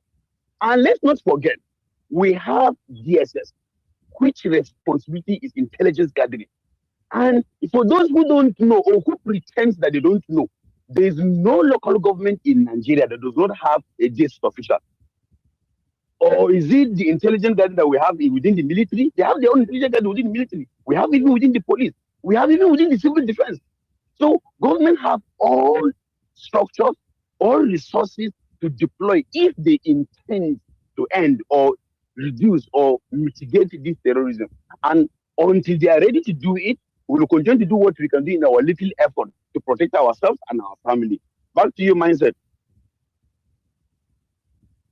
All right, thank you, Ezekiel. I was actually raising my hand. I did not know why you didn't say. So, Jeff, please, because of time, if you can respond in a minute or so, then so we can round up quickly. All right, thank you, Mindset. Thank God you are the host and you listen attentively. What the last speaker came up to say is just a repetition of exactly what I said. And I don't know whether he came to actually fire me or to back me up on my submission. And I said absence of presence of governance in most of these places, and they have buy the loyalty of these citizens in those places. So sometimes it's very hard to extract information from them because they have been with them for a very long time. Now, when we are talking about, we are feeling inside us so bad about soldiers killing, a general killing, and at the same time, we feel like blaming the government, that government does not do anything. Then I think we are contradicting the issue, because hardly will you separate Tinubu himself from the military right now on field, because the government control the military. The government you are emphasizing on Tinubu does not go to field. He sent money to the chief of army staff, and the chief of army staff like that, the equipment like that, like that. Now, if you are blaming the government that actually the money is not enough that we give it to military, then I will understand. But when you try to blame the government, but you sympathize the killing of the soldiers and the military, then it becomes like you are contradicting the issue. So I want you to stay in one place so that you can understand your submission. And when I was trying to even talk about the issue of information, as I said, that is very hard to get from people. To an extent, yes, the security issues stop at the desk of Mr. President is correct constitutionally. But I still make reference to a lot of people. I make reference to the Southwest. I make reference recently to the Southeast. I say, look at the issue of Amotekun. We know how Malami tried to frustrate the formation of Amotekun. But today, if you go to Southeast, Amotekun is very powerful. In terms of security, it helps the police and other people to control security. And if you come to the north, to the Southeast, the time the IPO was so high, and possibly they buy the sympathy of the people.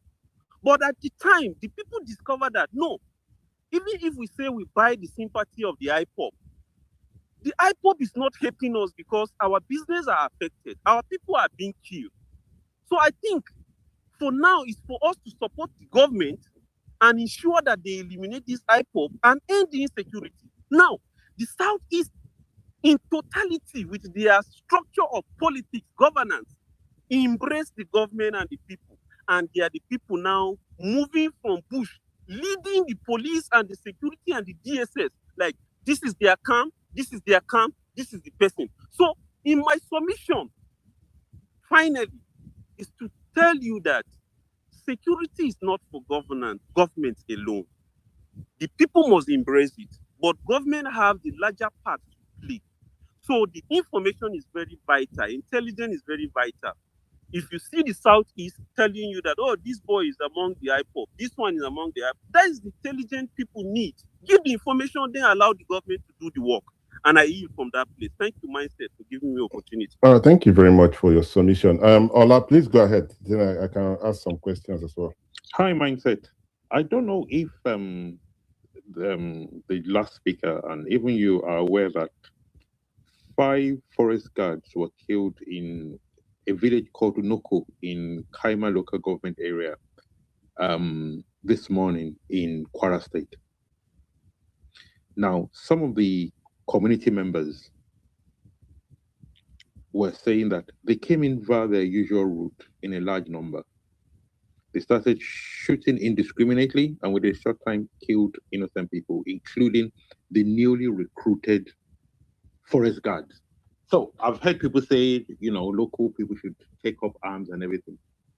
If these forest guards are, and even to some extent, Nigerian army, who are, whether people agree or not, that they still get some budgeted funds to procure arms and armament, cannot hold these people back. So you want people with their ding guns and their cutlasses to do it. Haba.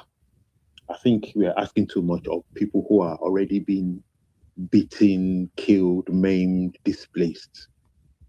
We shouldn't shift the responsibility. The responsibility lies with the same people, the people that are dealing with it. And when people say, people should play their part, I want people to look back or read about what happened in the Troubles in Northern Ireland, where people who were Protestants or people who were Catholic were being, tortured, killed for even being seen in the wrong neighborhood.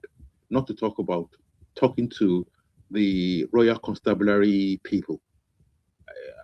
We shouldn't be asking this from our people.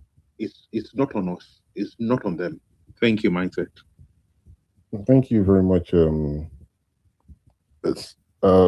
Sorry, Allah, for your submission. I heard what Dave, I always call him Dave. Dave said that he made reference to the Southeast and how people were helping out. There are two different things. Don't get me wrong. It was good that people came out to say enough of this thing. We're not going to be part of it, right? What is it called? The criminals, the terrorists, the Boko Haram, the ISWAP or ISWAP or whatever WAP they are. They are not, their own method is different, right? Those in the Southeast, they are doing it different. I'm not here to defend them. You know my position. Any terrorist is a terrorist, anyone that has destroyed something. But then I'm going to have a question for you. If you're going to go, make a reference to all those things, what about those in the middle belt? How do you want them to, how are they going to help? Because it's one thing to say the people in Borno State should speak up. What about those in the middle belt who have been butchered? What about those in Plateau State? What about those in Benue State? What about those in Taraba State? How can they help for them not to be killed? What do you want them to do? Right? And the answer to this question, I'm answering the question, I'll answer the question again. The problem lies at the doorstep of the president. That's the thing. Whether it's in the Southeast, it's in the Northeast, North Central, Southwest, and what have you. If he is not able to do this job, respectfully, he just say, I've done my best, right? And I will continue to say it. I know you support him, but, you say you're not a member of the APC, but it would appear to me that you support him. I do not think, looking at the way things have played out in the last 2 years and 11 months, there is any justification for this government to campaign whatsoever that they will protect the life of Nigeria, because they have failed. I think it was yourself, or I can't remember if it was you, please correct me if I'm wrong, sir, that said, you quoted me that I said the government have done well apart from security. No, I didn't say that. I said, even if people believe that they have done well, what about security? Right? So the thing here for me is this. The government, if they need help, they need to come clean and say, we need help. And they need to admit that there is a problem. What I have seen out there, what is going out there, is that they are trying to look for somebody as an scapegoat. There's always a problem. It's not their problem. It's either Dave did not speak or what have you. But you say you're going to do this job. If you cannot do it, please kindly, respectfully get out. give another person a chance. If the person cannot do it, then we kick the person goes. There is nothing in terms of security that APC will convince me today that they can solve this problem. They have shown that they are not able to solve this problem, Jeff. There is no excuse whatsoever. I don't know who else is going to come, whether it's Showere or Owere or, what have you. But insecurity-wise, if we continue this way, how many of us will rebel? How many Nigerians will vote? Right? You see, you can dislike the former president and what, Jonathan, and I'm not here to hold brief for him. I heard that he's coming back to contest. If you ask me my opinion, do I think he should? No, because I know they would not allow him. I think we've discussed it on this platform. There are so many landmines that they wouldn't even allow him. They wouldn't give him any. Before he would get to that place, they would kick him out. Anyway, that's a story for another day. But people felt that he's so, he doesn't do this thing. He doesn't. This particular individual that you have right now, who is going to protect you and I and our family members, people lost their life. Do you understand what this man did?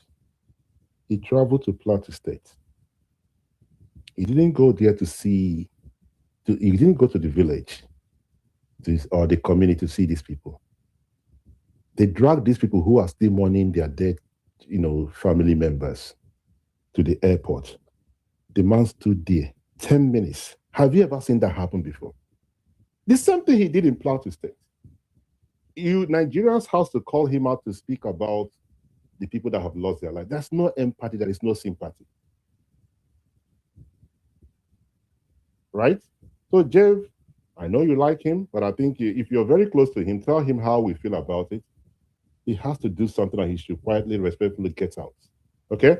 On that note, I want to thank everybody. Sorry, your mic is on, son. Let me end this thing. We've been here for a long time. Okay, go ahead. You have a minute. Go ahead. I don't know if you want me to respond to the issue of the middle belt, that is Taraba Plateau. But anyway, let me just go for the important one.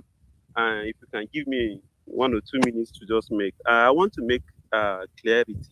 I'm not speaking for the government, but there is always this issue of repentant Boko Haram, and we call it Operation Safe Corridor, introduced I think during Buratai time as a chief of army staff. And I want us to, it's not everybody that will understand me, but I think defense has come out to make clarity on that, and I want to throw more light on it. The Operation Safe Corridor was a program designed by the federal government, actually not because they want to design it, but they are articles written by exceptional intellectuals that observe certain things that were happening in the Northeast. And they believe that it's not every person as Boko Haram that was into the Boko Haram something genuinely or willingly. Now, in publication, most of these articles, the federal government now work on it. Now, I will show you, I will say this to understand how that repentant Boko Haram, and I'm not defending it. If citizens find it bad, that is bad, and they are yearning that should stop, it should stop. But the clarity government should make the citizens to understand. Repentant Boko Haram are cleared into 3. Nigeria as a state, we signed treaties and documents to the United Nations agreeing to certain things, certain rules. And anybody who surrendered, even if it is your enemy, you can't shoot him.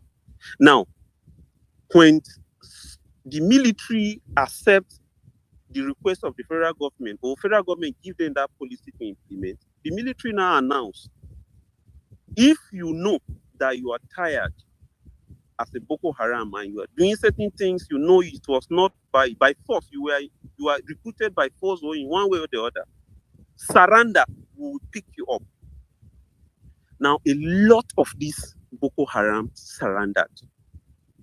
Now, that Operation Safe Corridor, the repentant Boko Haram, is classified into 3. We have high profile, middle profile, and lower profile. Now, the high profile are those ones that have stayed so long that they have become maybe a second to command or something like that. The same thing with second high profile, middle profile. Now, these 2 are not giving that acceptance as repentant Boko Haram. If you come to Meduguri, thank God, one of the speakers said he's in Meduguri. You can hear that Giwa Barak is more popular than Malari Barak. So in Giwa Barak, this is a place where they keep some of these high-profile, either caught in battle, or some of them who have repented, raised up their hand by surrendering. Through interview, they have gotten that this one has overstayed. Even if we want to rehab him, he cannot change. And the middle one, then they keep them into that prison in Giwa. Then the lower profile is the one that is granted as repentant Boko Haram. And now, how these people that comes out to surrender, and based on their testimony and what they are saying, I will give example and I will make that illustration with mindset. Mindset is just like Boko Haram came into our village. Me and you and El Nathan are in the same village, and they dislodge our village, and they pick your child, they pick my child, they pick El Nathan's child, and they went away with the child. Now, after 2, 3 years or 4 years, maybe because of the way you train your child, I train my child. You see that this is not the way my parents trained me. And he's looking for a way to come out. And he managed to get out of that place, to surrender. Now, when he surrendered, they are well documented. And some of these human rights, waiting, all these useless people, they are there to ensure that nothing happens to them as they surrender. Now, when this documentation is made, they confess that when they carry me as a child, I was there. I do not willingly join them. You as a parent, as they are documenting them and you are seeing on television, let's say you mindset, your child and me and El Nathan see your own child on a television that he has come out to repent. The joy that lives where you are watching television, it is uncomparable. Now, I believe you yourself, even if every Nigerian feel that that child deserves to be killed because he was with Boko Haram for 2-3 years, you will never accept that. So it's the lower cadre, lower, because they are classified into 3. Is the last chunk. Okay, I've seen your hand. Sorry, it's not that I'm seeing your hand. Let me hold on. Okay, the reason I raised my hand because you said a minute or 2, and you know when it comes to time, I just how I'm wired, right? If you have said give me 5 minutes, I wouldn't mind, but don't tell me 1 minute and they're using 4 minutes. I would always stop you because that is how my brain is wired. Okay. So I think we're gonna end it here. Ola, your hand is up. Ola, your hand is up. Sorry, Mike, don't worry. It's, let's just end this way. All right, so I want to thank everyone that have joined. I'm still going to go back. Jeff, I do not want to. Yes, I can hear you. I don't want to feel bad that you did not finish with your submission. So what I would do, if you can tidy it up in 1 minute, please, at least let it not appear that we did not allow you to finish, right? If 1 minute is not going to be enough, let me know, because I don't want to raise my hand. Would that be enough for you to round up? Yes. Okay. Thank you so much. So I just wanted to educate some of these people that this is how these repentant Boko Haram are classified.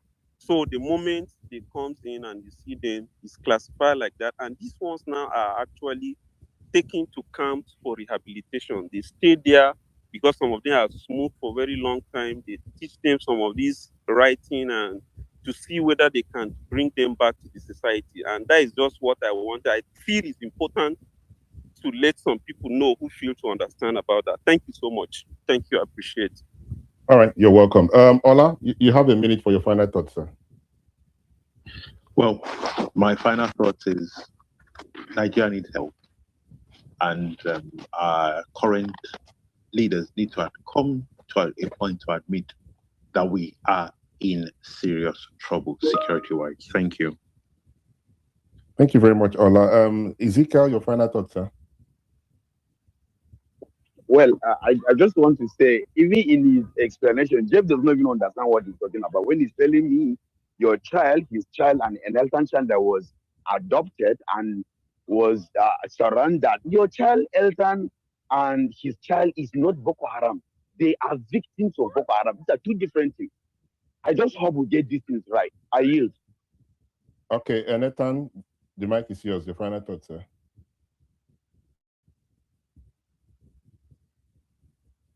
Nathan, can somebody help me out? Am I still audible? Yes, you are. Okay, so since it's not responding, we're gonna end it up now. Let's go and do a bit of research on this INEC. Our good friend Professor Josh is. I just wanted to tweet how they called him 1 week, one trouble. It's not. Every time there's always something about him, but always a pleasure to have you guys on the platform. The issue of insecurity is something that we cannot pray ourselves out of, right? I respect those who believe in religion, but I believe there's going to be more than that, and we're not going to use propaganda to fight this thing. In terms of what the INEC chairman has done, I've not moved away from my position. I think he should respectfully reverse whatever it is that he's done, and hopefully we will have it, give the other individuals a level playing field. There has to be an opposition in Nigeria to checkmate the government, right? But on that note, I wish everybody well.